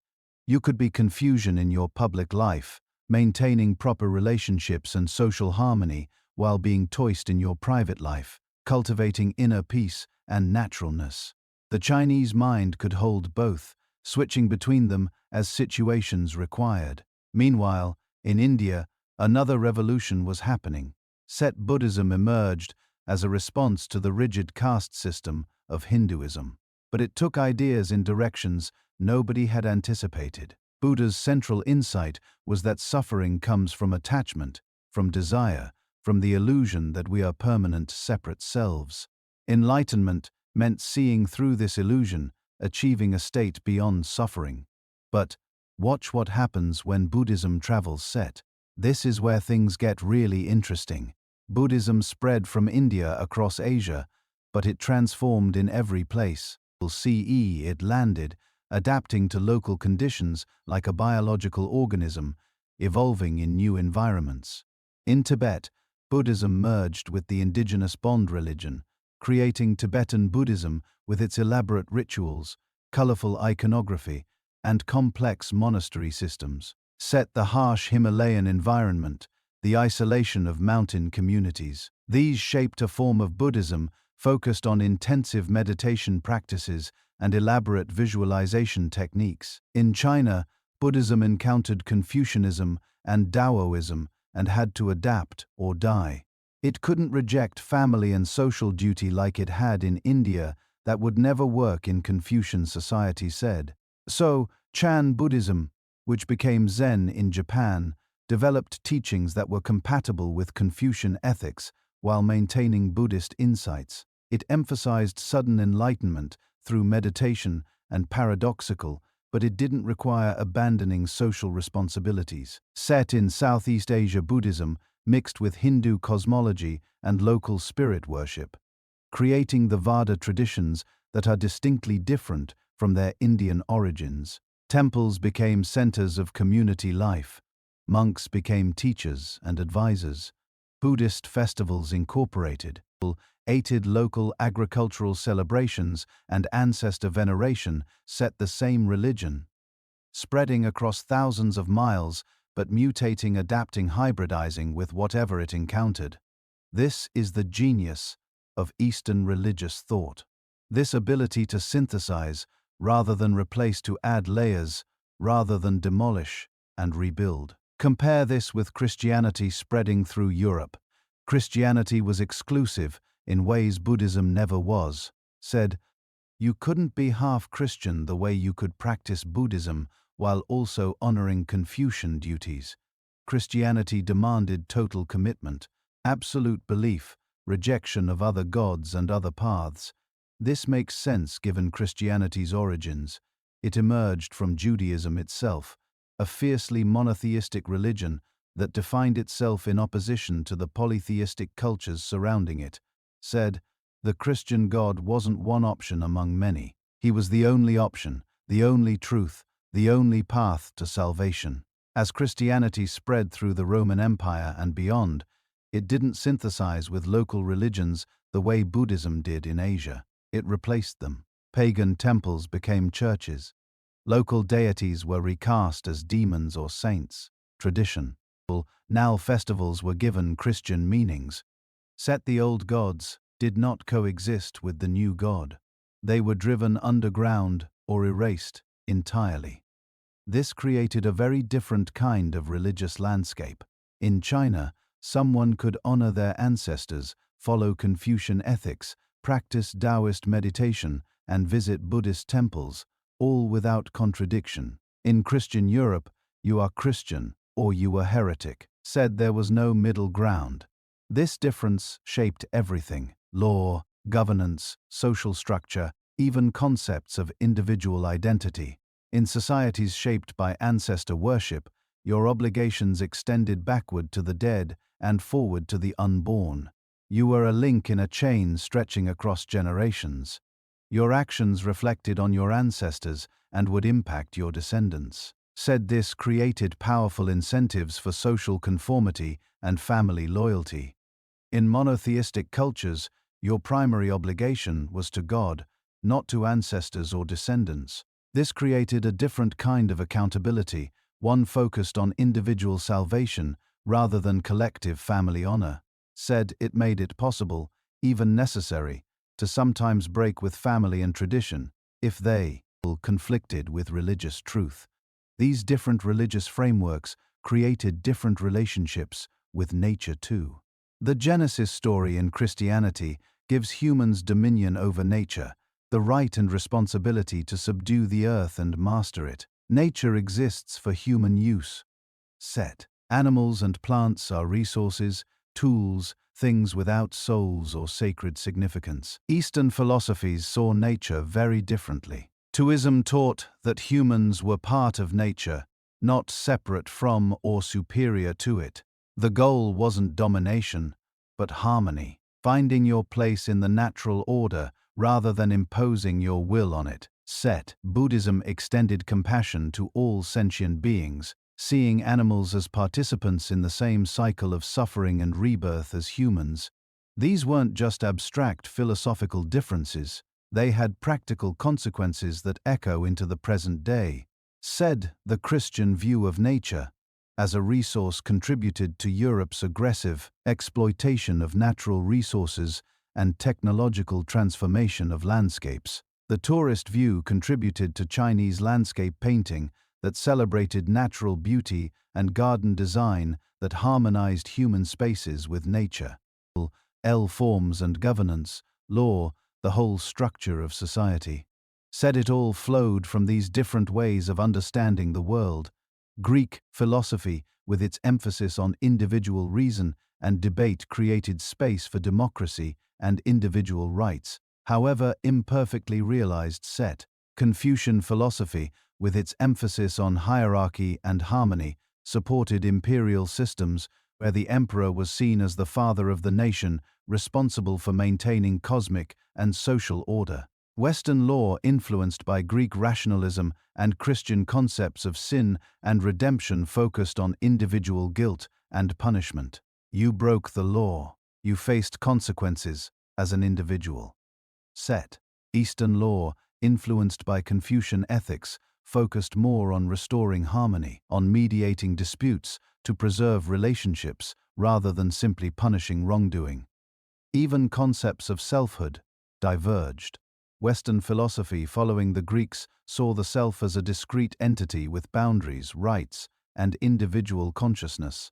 Eastern philosophy saw the self as relational, defined by connections to others, to nature, to the cosmos. The Western question was, who am I? The Eastern question was, where do I fit? Number. One of this was predetermined by genetics or race. These were cultural adaptations, responses to different environments, different challenges, different historical experiences, but they became self-reinforcing. Set. Philosophical traditions shaped governance, which shaped education, which reinforced philosophical traditions. Religious beliefs shaped family structure, which shaped economic organization, which reinforced religious beliefs. Said by the time these civilizations encountered each other, in the age of exploration, they had been developing along separate philosophical and religious paths for thousands of years. They weren't just different cultures. They were different ways of being human, different answers to the fundamental questions of existence. And those differences would collide in ways nobody could have predicted.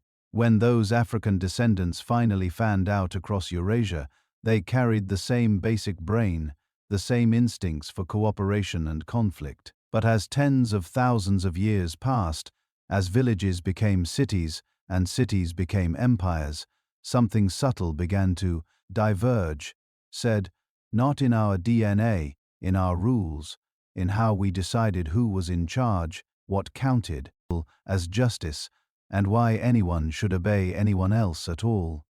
To see how differently this could turn out, picture two worlds rising almost side by side. On one side, the Mediterranean, on the other, the Yellow River. In the west, Rome. In the east, Han China set. Two empires born of the same species, facing the same basic problems. How to tax, how to fight, how to feed millions of people who had never met each other and never would. They solve those problems in strikingly different ways. Imagine Rome at its height. Roads like veins and arteries, stone and gravel connecting Britain to Syria, Spain to the Danube set. A city fed by aqueducts ruled from marble halls where senators argued into emperors signed decrees. The Roman solution to power was a patchwork quilt. Conquer a people. Let their local elites keep some authority. Give them Roman law, Roman roads, Roman coins, promise citizenship, said eventually pull them slowly into a shared legal and cultural world where Roman became less about blood and more about behavior. You could be born in Spain or North Africa, speak Latin, serve in the legions, and end your days as a Roman senator. The empire was held together by law, by the army, and by a practical willingness to improvise. Now cross the continent in your mind, said stand on the walls of Chang'an, capital of the Han dynasty. Here, the answer to the problem of ruling millions was not a patchwork, but a lattice, not accommodation, but standardization, weights, measures, coinage, writing, all unified. Empire here meant a single bureaucratic machine extending from the emperor's court down to the village-headed headman set. At each level, officials trained in the same classics, tested on the same moral and historical texts, speaking the same administrative language. If Rome was a network of contracts, China was a carefully tuned instrument. Yet both left deep fingerprints on the future. Rome's legacy in Europe was fragmentation wrapped in a memory of unity set. When Rome fell in the West, its laws, its roads, its Latin language splintered into kingdoms and dialects, but the ghost of empire never quite left. Medieval rulers called themselves emperors. The church spoke Latin.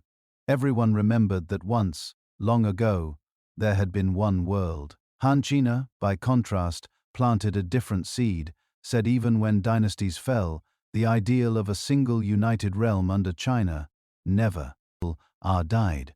Peasants might change whose name they wrote on tax forms, but the idea that there should be one empire, not many equal states remained, two memories, two gravitational pulls. Europe would be drawn toward multiplicity. East Asia would be pulled again and again toward unity set.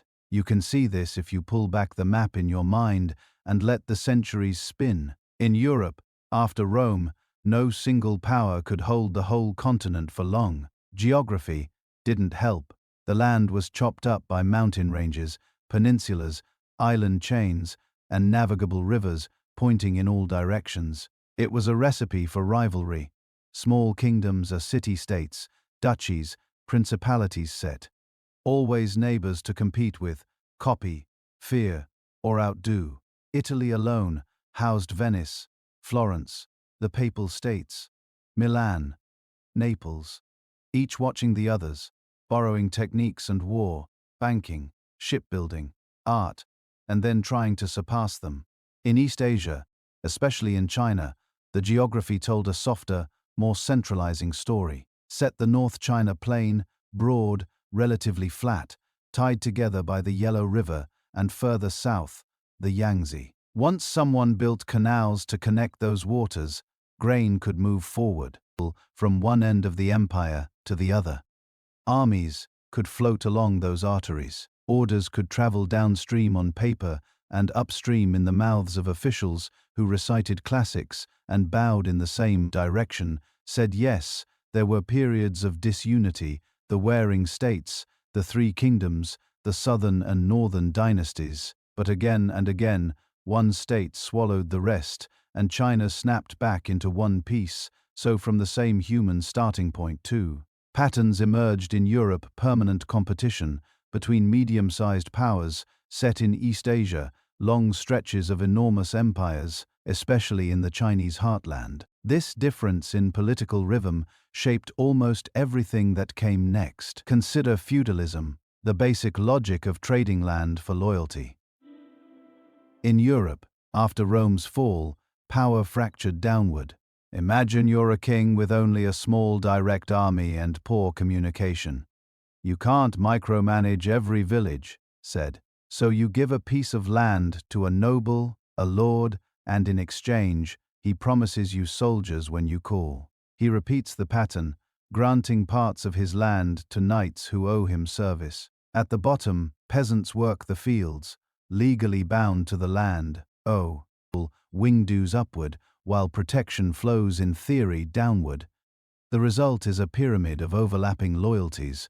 A knight might owe service to more than one lord. Lords might quarrel among themselves. The king is more first among nobles than an absolute master. Japan, far to the east, created something that looked similar on the surface, but grew from its own soil. There, rugged mountains and scattered fertile plains fostered powerful regional clans. Said the emperor remained a sacred figure in the background, a symbol of continuity. But real power over time coalesced around shoguns, military leaders who ruled in the emperor's name. Samurai warriors served these lords as demo. They pledged not just service, but devotion guided by a code we now call Bushido, an ethic of loyalty, honor, and self-discipline set. Unlike European knights, many samurai were literate bureaucrats, as well as fighters capable of both wielding a sword and keeping accounts. And while European feudalism gradually unraveled into centralized monarchies, Japan's feudal structures remained remarkably stable for centuries until the shock of contact with industrial powers in the 19th century. Set two feudal worlds, both trading land and status for military service, but one embedded in a continent of competing states, endlessly reshaped by war, trade, and plague. The other anchored on islands insulated by sea, evolving in relative isolation. Beneath all this lay an even deeper question, one every society had to answer in its own way. Why does the ruler get to rule?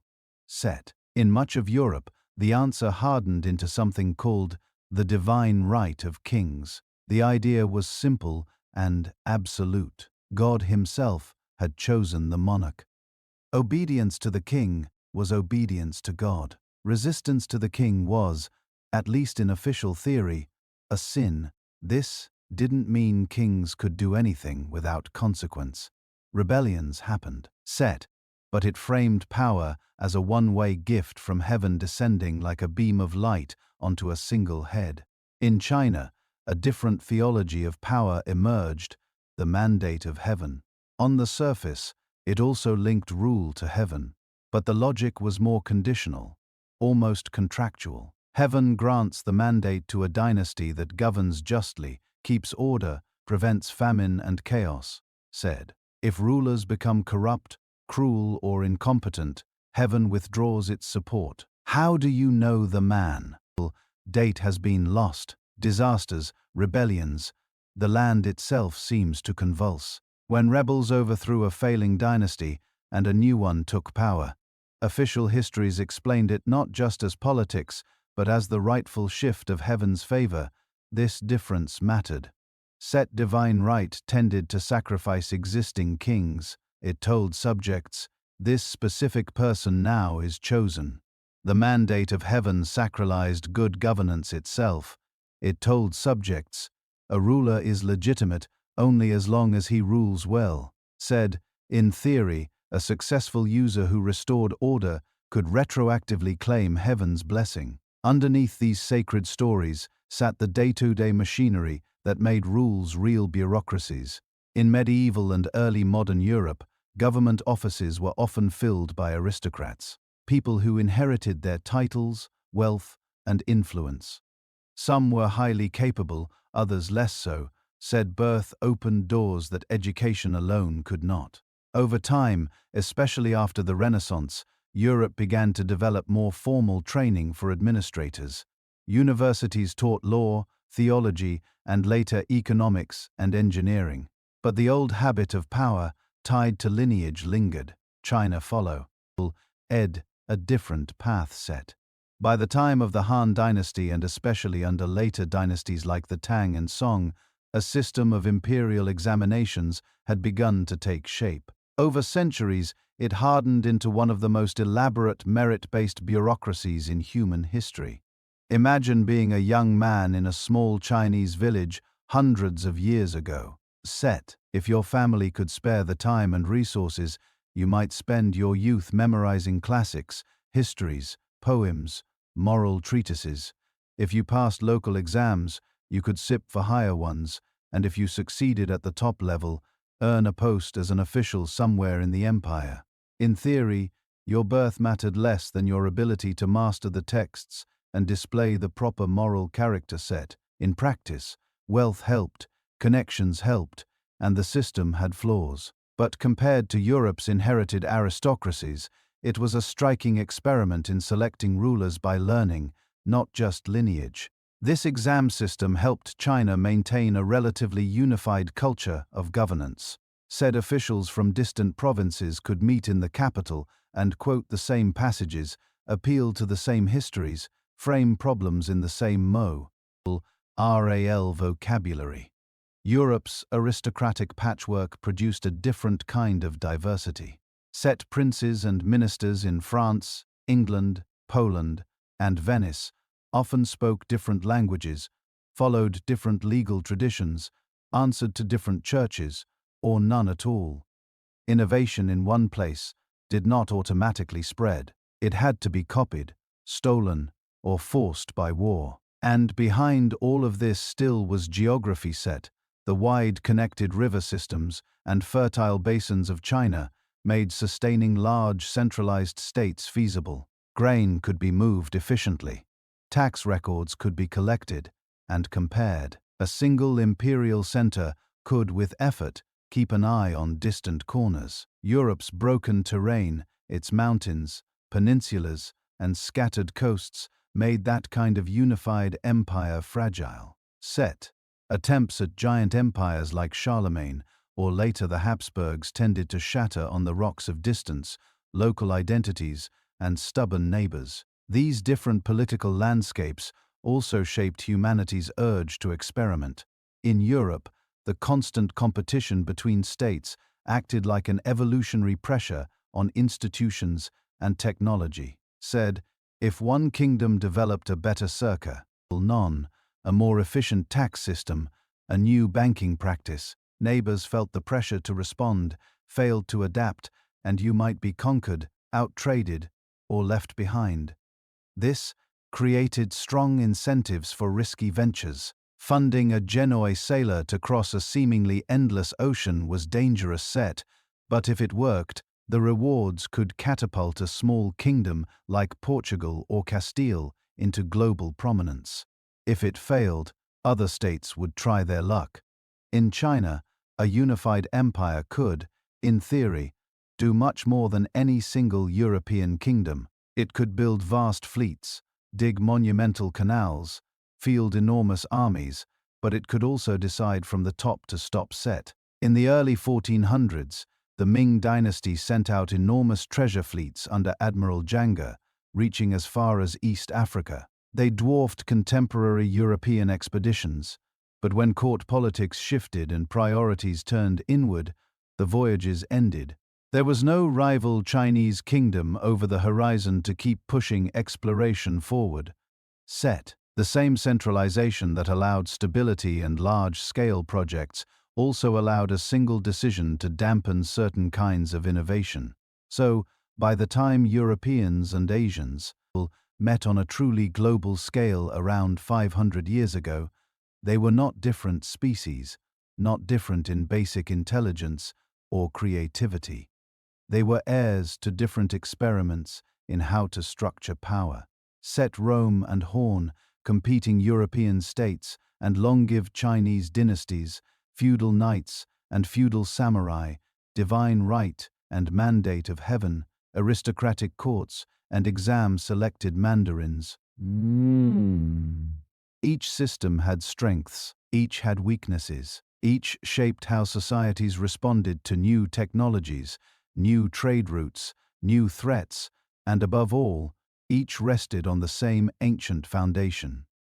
The human need to cooperate in larger and larger groups, to find stories that justify authority, and to build institutions that outlast any single lifetime. The map of empires would change, borders would move, dynasties would rise and crumble, but the question, how should humans organize power, never went away. It simply took on new forms, in new ages, under new skies.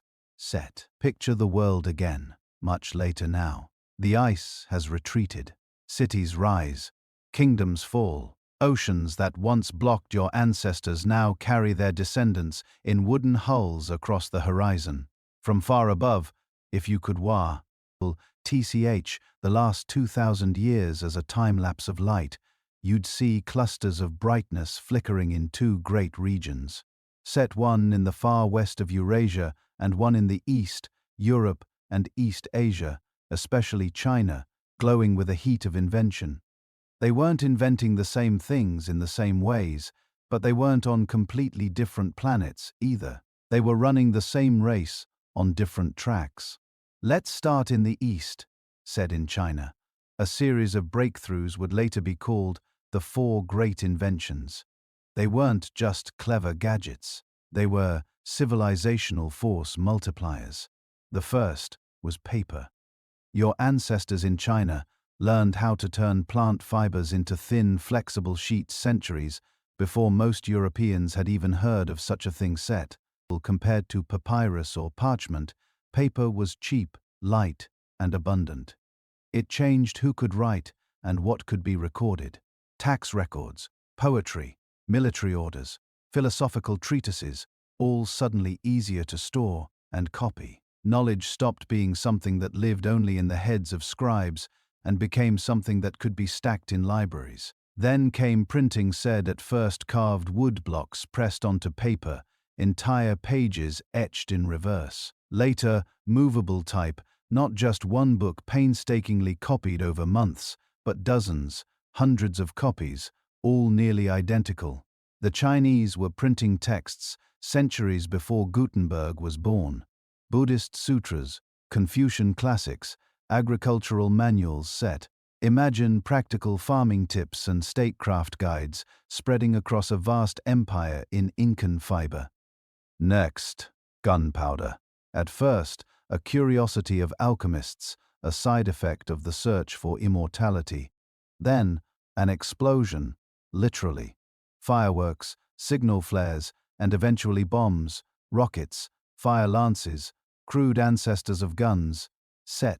You could project force at a distance in a way no spear or sword could match. And finally the compass, a small sliver of magnetized metal float, on water, pointing north, as if it had an invisible string tied to the pole. With it, Chinese sailors could navigate in open water, out of sight of land, across cloudy nights and foggy mornings. It unlocked the sea in an entirely new way. Paper, printing, gunpowder, compass.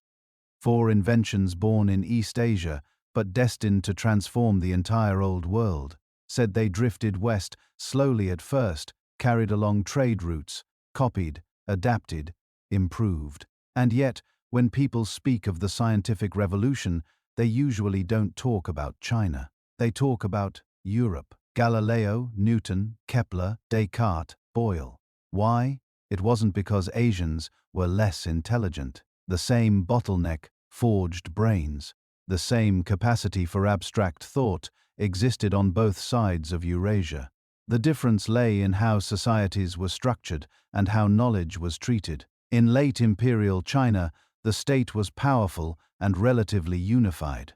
For long stretches of history, one empire, one bureaucracy, one examination system said, if you were a brilliant young scholar, your best path upward was to master the classics, pass the civil service exams, and join the administrative machine. Your job was to keep harmony, not overturn the intellectual order. In Europe, things were messier. Dozens of kingdoms, duchies, city-states, no single empire strong enough to impose one orthodoxy forever. Said, if you annoyed one ruler, you might flee to another. If your ideas were banned in one region, you could print them in a different one. This fragmentation created something evolutionarily familiar: competition. Just as your distant ancestors had survived by spreading out into many small groups, European societies were divided into many small states. Said, me, fought, they traded, they spied on each other. They also tried to outdo each other in wealth, in weapons, in prestige, and eventually in science. When the scientific revolution began to ignite in the 16th and 17th centuries, it did so in an ecosystem that rewarded questioning and experiment in a new way. Universities, printing presses, merchant cities, and competing princes all played a part. Said a discovery in Italy could be challenged in France, refined in England, tested in the Netherlands. Ideas were not just preserved, they were attacked, defended, improved. This doesn't mean Asia had no science. Chinese and Islamic scholars made SOP, historically advanced in astronomy, mathematics, medicine, and engineering long before many Europeans did, said. But the specific European mix, fragmented states, relatively autonomous universities, a rising merchant class, hungry for practical knowledge, and religious institutions that, despite conflicts, never fully shut down inquiry, created a feedback loop. Knowledge became a battlefield. And, like any evolutionary arms race, that pressure produced rapid change. Set printing magnified this difference in both East and West. Printing revolutionized how information moved. In China, woodblock printing allowed the central state and cultural elites to broadcast the classics, moral guides, and administrative texts across a huge territory. It helped unify language and thought, reinforcing a shared cultural canon. Said it was like a neural network wiring the empire together, but the signals mostly flowed one way from the center out. In Europe, when Gutenberg adapted metal movable type in the mid-40s, something slightly different happened. Yes, blés were printed, but so were heretical tracts, scientific pamphlets, political screeds, satires, technical manuals. Said pamphlets could attack kings, criticize popes, support or denounce reformers. There was no single stable center to fully control the presses. The result was intellectual turbulence, same basic technology, different information ecosystems. In one, printing stabilized tradition. In the other, it destabilized it. Metallurgy, weapons and ships tell a similar story. Set in East Asia, especially under the Song and Ming dynasties, metalworking reached impressive heights: cast iron, steel production, large-scale foundries. Chinese armies used early gunpowder weapons, metal armor, crossbows, siege engines, massive wooden ships. Set. The treasure fleets of Yang sailed the Indian Ocean with advanced rudder systems and compartmentalized hulls that reduced the risk of sinking. For a time, Chinese naval technology was arguably ahead of anything Europe could field. In Europe, metallurgy evolved under different pressures. Constant warfare between neighboring states meant every advantage on the battlefield mattered. Set plate armor, improved steel for swords, then cannons powerful enough to shatter castle walls. The age of walled fortresses ended under the weight of cast bronze and iron artillery. Navies transformed from colonial actions of armed merchant men into purpose-built war machines. Ocean-going ships, caravel, galleons, ships of the line were optimized for long-distance voyages and naval combat set. By the 15th and 16th centuries, these ships were not just crossing the Mediterranean or hugging coastlines. They were circling Africa, reaching the Americas, linking oceans. European powers began projecting military force globally using a combination of metallurgy navigation with that borrowed compass and emergent gunpowder artillery. Again, the raw cognitive hardware was the same. Said the political and economic context pushed each region's technology in slightly different directions. China built giant fleets, then decided the cost and risk weren't worth it and turned inward. Europe, fragmented and hungry, kept pushing outward. Beneath all this ran quieter differences in how innovation and inventors were rewarded.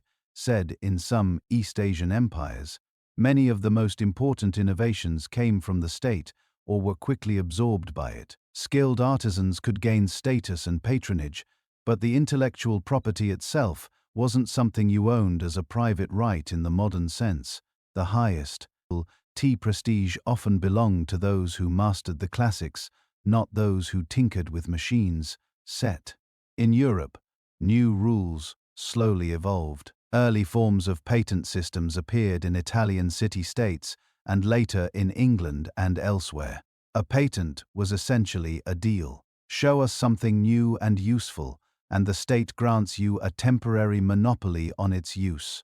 For a time, you get to profit from your idea. It wasn't a perfect system. It could be abused, but it changed incentives. Said inventors, craftsmen, and entrepreneurs had a reason to bring their secrets into the open.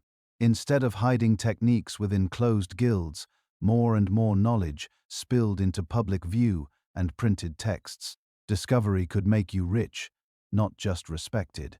This shift in reward structures fed into what historians call the Great Divergence. Set.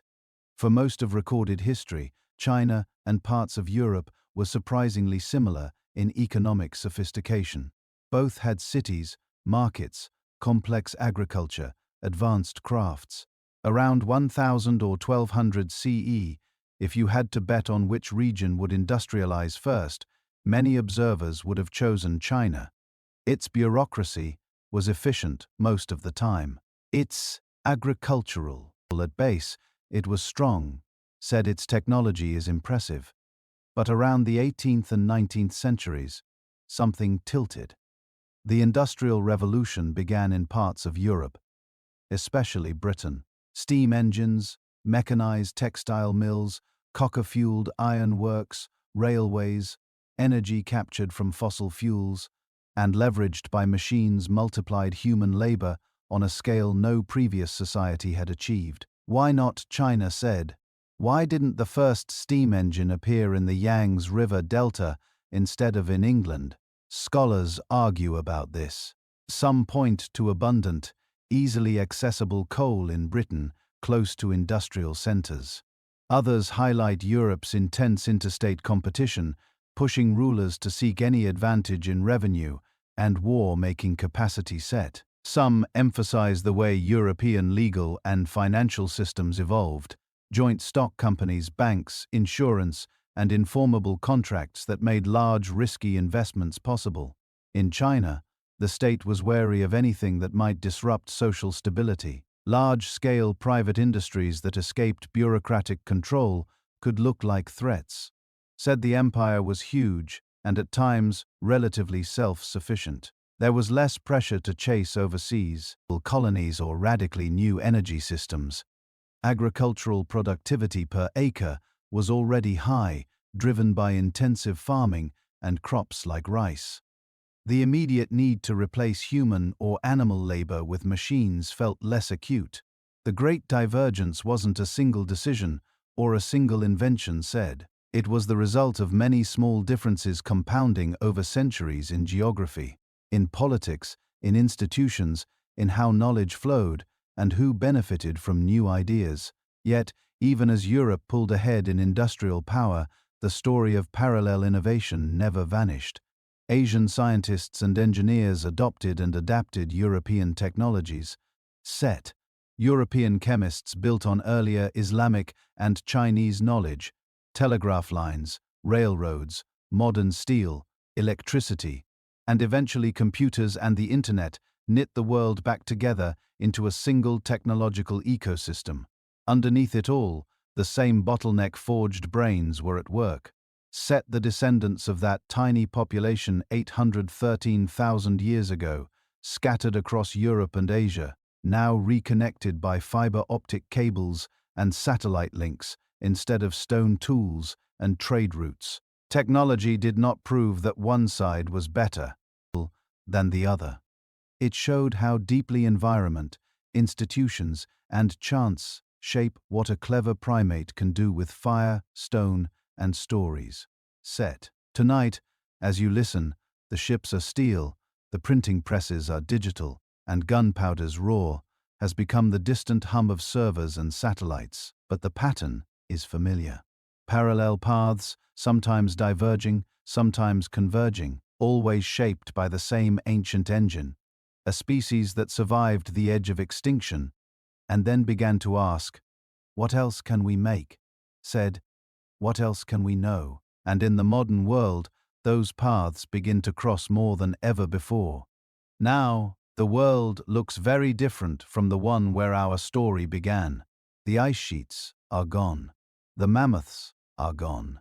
But the descendants of those scattered bands in Africa, Europe, and Asia, they're still here. They just wear suits now, or SARS, or jeans and sneakers set. They type on glass screens instead of chipping stone.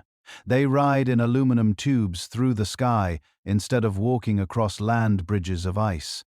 And for the first time in our entire history, almost all of them are connected. For most of the last 10,000 years, Eurasia was a patchwork quilt of separate worlds.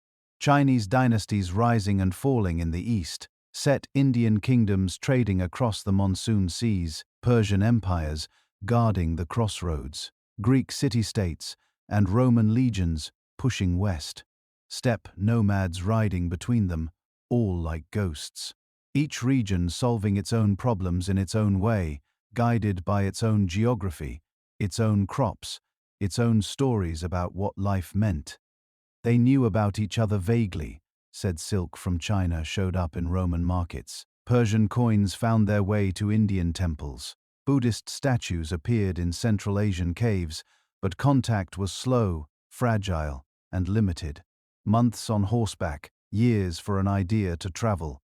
Then, in a blink of historical time, something snapped. Ships left Europe and didn't come back with just spices and silk set. They came back with maps, with plans, with a new idea. The world is one big board, and we can move pieces on it. Colonialism took all those separate experiments in being human and slammed them together. European guns and germs exploded into the Americas, into Africa, into Asia. Set, ancient civilizations that had been evolving for thousands of years woke up to find foreign traders at their ports. 4. Iron flags on their coasts, foreign laws creeping into their cities. If you were born in China or India or Japan or the Ottoman Empire in the 18th or 19th century, you were living through a kind of controlled collision set. Railways, telegraphs, steamships, machine guns, new religions, new political theories. They flooded in, layered on top of older systems of thought and power that had been shaped by rice paddies, monsoons, steppe invasions, and silk routes. It wasn't a simple story of one side winning and another losing. It was something messier, a fusion, a forced remix, said traditional Asian bureaucracies met European industrial capitalism. Confucian exam systems collided with modern schools. Caste and clan met the printed constitution. Samurai swords faced rifles and eventually factory assembly lines. Underneath all of this, the ancient patterns we talked about earlier were still there. The deep habits shaped by geography, climate, crops, and early states set. How people thought about authority, how they defined family, how they imagined the good life. Colonialism didn't erase those patterns. It just put them under pressure. By the 20th century, the pressure boiled over. Empire, which had once looked eternal, began to crack. European powers that had ruled vast Asian territories started to look fragile. 2 world wars tore the old order to pieces. Japan industrialized at astonishing speed, beating Europe at its own game, defeating Russia in 1905, building its own empire across East and Southeast Asia. China, after centuries of imperial rule and decades of humiliation, erupted into revolution. India, knitted together by British railways and bureaucracy, turned those tools around and used them to organize a mass independence movement. Old philosophies were reinterpreted in new ways. Confucian ideas about duty and hierarchy were bent into modern nationalism and socialism. Buddhist and Hindu concepts of suffering and liberation mixed with Western theories of democracy and human rights. Islamic scholars debated how revelation and modern science could coexist in a world carved up by foreign borders. World War II shattered what was left of European dominance. The United States and the Soviet Union emerged as superpowers. For a while, it looked like the story of humanity might become a duel between 2 industrial giants on opposite sides of Eurasia, with rest of the world reduced to background. But under the surface, Asia was changing quietly, relentlessly said. In Japan, in South Korea, in Taiwan, small war-scarred nations poured their energy into education, manufacturing, and technology. In China, after famine and turmoil, a series of reforms turned an enormous agrarian society into a workshop for the world. In India, a slow but steady transformation began from a colony of cotton and tea to a democracy of coders and satellites. The power balance we had grown used to. Modern Europe and America on one side, a traditional Asia on the other, started to flip by the early 21st century. The numbers told the story. Asian economy surging, cities like Shanghai, Seoul, Singapore, Bangalore, blazing with neon and glass. High-speed trains crossing landscapes once traveled by camel and caravan. Factories, research labs, universities, tech giants, all rising where rice paddies and palace walls once defined the skyline. But, if you walk through those cities at night, the old world is still there. Under the skyscrapers, you find neighborhood shrines, street food recipes passed down for centuries, festivals timed to old lunar calendars, ings that follow rules older than any nation-state. Modernity didn't erase the ancient patterns. It grew on top of them. China's long tradition of centralized bureaucracy still shapes how its modern state operates. India's complex patchwork of languages and castes still influences its politics. Japan's island geography and history of selective borrowing still color how it adopts foreign ideas. Southeast Asia's old maritime trading networks live on in its role as a global shipping and manufacturing hub. Meanwhile, in Europe and North America, the story was also changing. Immigration patterns shifted. Cities like London, Paris, New York, Toronto, Sydney became microcosms of the entire planet. You could walk a few blocks and hear Chinese, Hindi, Arabic, Swahili, Spanish, and English mixing on the same street. The old East-West divide started to blur, not because differences disappeared, but because they began living side by side in the same neighborhoods, the same workplaces, the same families. Globalization did something our ancestors never experienced. It turned the whole planet into a single tangled network. not trade routes stretching across centuries, but fiber, electric optic cables, satellites, undersea lines that move ideas in milliseconds. A teenager in Tokyo, Lagos, Oslo or Berlin can watch the same videos, listen to the same music, learn the same programming languages or conspiracy theories in the same afternoon. They can form friendships or rivalries with people on the other side of the world they will never meet in person. Cultures that once evolved in relative isolation now remix each other in real time. Sometimes this convergence looks like uniformity. The same brands, the same apps, the same coffee chains appearing everywhere but underneath that surface gloss, the old differences still guide how new tools are used. The same social media platform can become a vehicle for individual self-expression in one country, for tightly coordinated political protest in another, for spreading religious teachings in a third, for comedy, gossip, or carefully curated silence somewhere else. Technology hasn't erased culture it's given culture new channels to flow through. And, as the cables and screens connected us, another revolution was quietly unfolding in the background. Not in politics, not in economics, in genetics. Remember those really humans splitting into different populations, adapting to different climates, meeting again, and into breeding. For centuries, people told themselves stories about races and civilizations as if they were separate branches on a tree.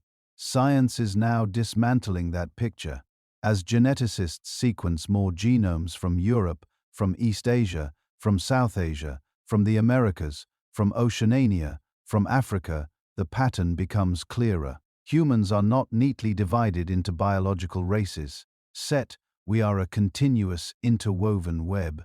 Any two people chosen at random from anywhere on Earth are on average almost genetically identical. The small differences that do exist, skin color, eye shape, lactose tolerance, resistance to certain diseases, are shallow adaptations to local environments layered on top of a deeply shared toolkit set.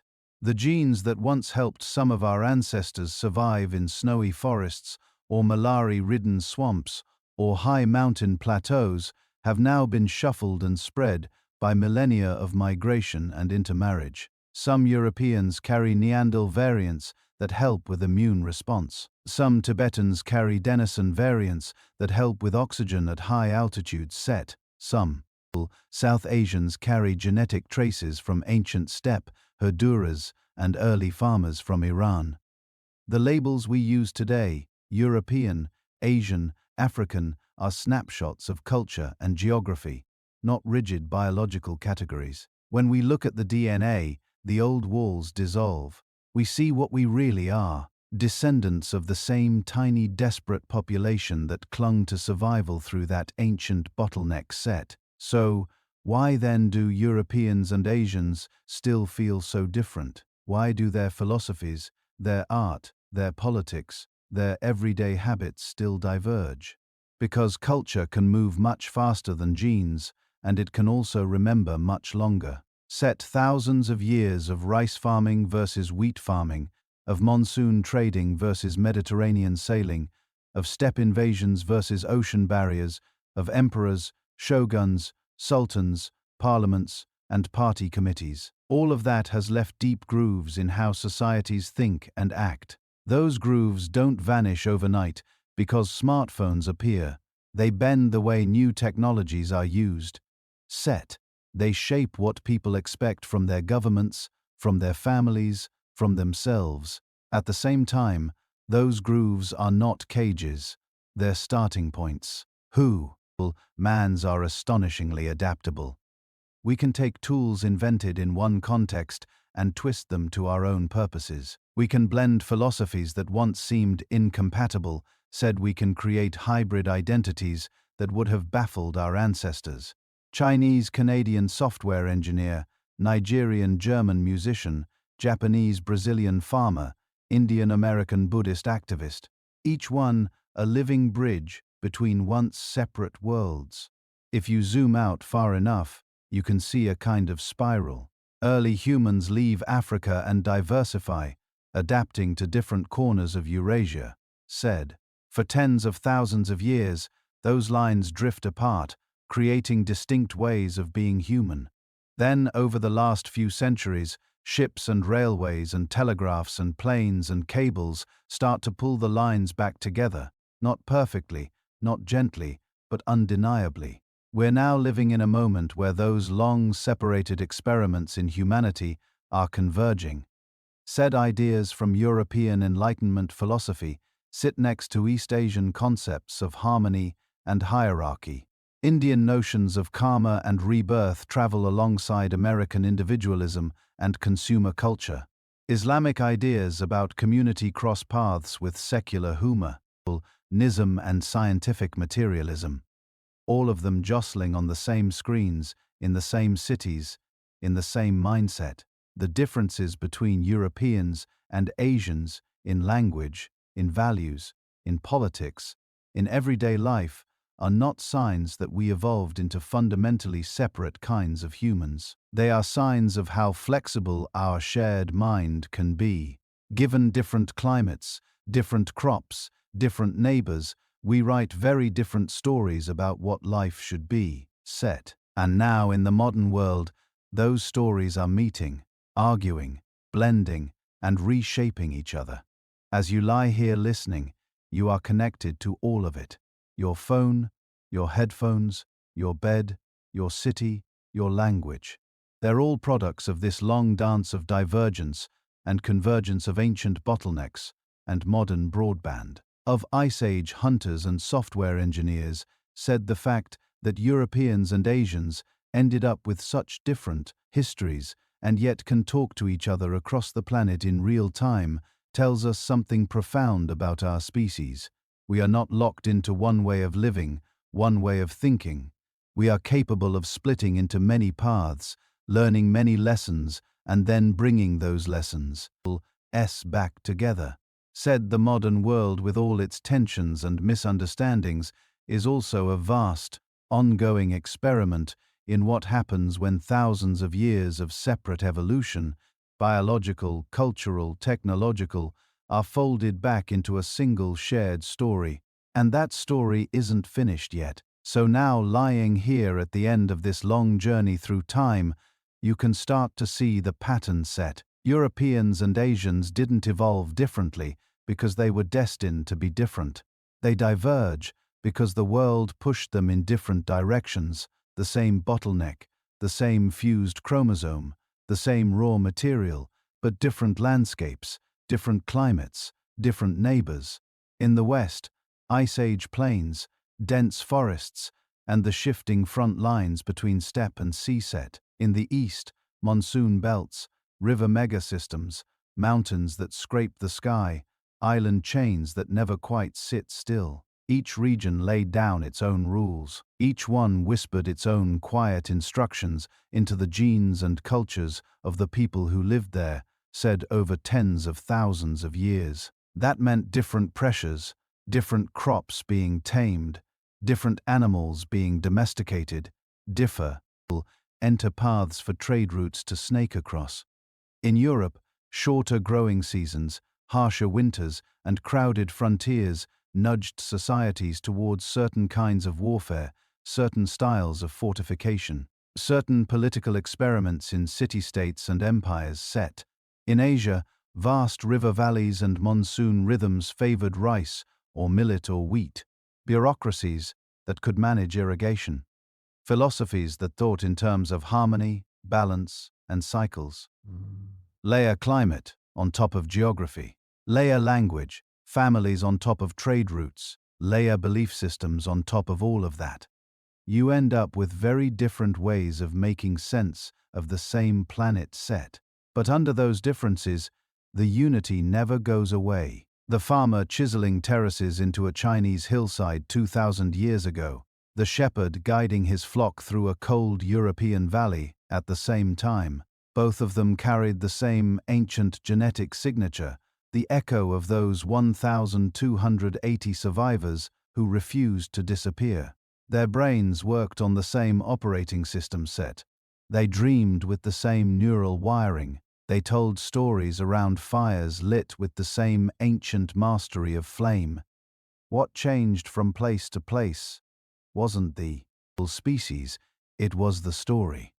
Europe told its story through sagas, cathedrals, parliaments, and printing presses. Asia told its story through epics, pagodas, imperial courts, and scholar bureaucrats set different scripts written on the same page. Different melodies played on the same instrument. When you look at the map now, glowing faintly in your mind as you drift towards sleep, city lights scattered across continents like constellations fallen to earth, it's easy to see separation. Countries, borders, cultures, languages, Europe on one side of Eurasia, Asia on the other set. But if you zoom out just a little farther, if you stretch time from days to millennia, the lines blur. You see migrations, not borders. You see trade routes, not walls. You see families moving, mixing, splitting, and rejoining in an endless slow dance. The question, why did Europeans and Asians evolve so differently, quietly dissolves into another question set. How did one species find so many different ways to be human? And that question has a gentler answer. We adapted to where we were. We used the tools we had. We solved problems with whatever the land, the climate, and our imaginations gave us. Yet, the core stayed the same. Set the urge to teach children, the need to belong to a group, the habit of telling stories late at night when the work is done and the fire is low. Right now, you're part of that same ancient pattern, listening in the dark, letting your thoughts wander across continents and centuries. Maybe you're in a city apartment, the window glowing with distant streetlights.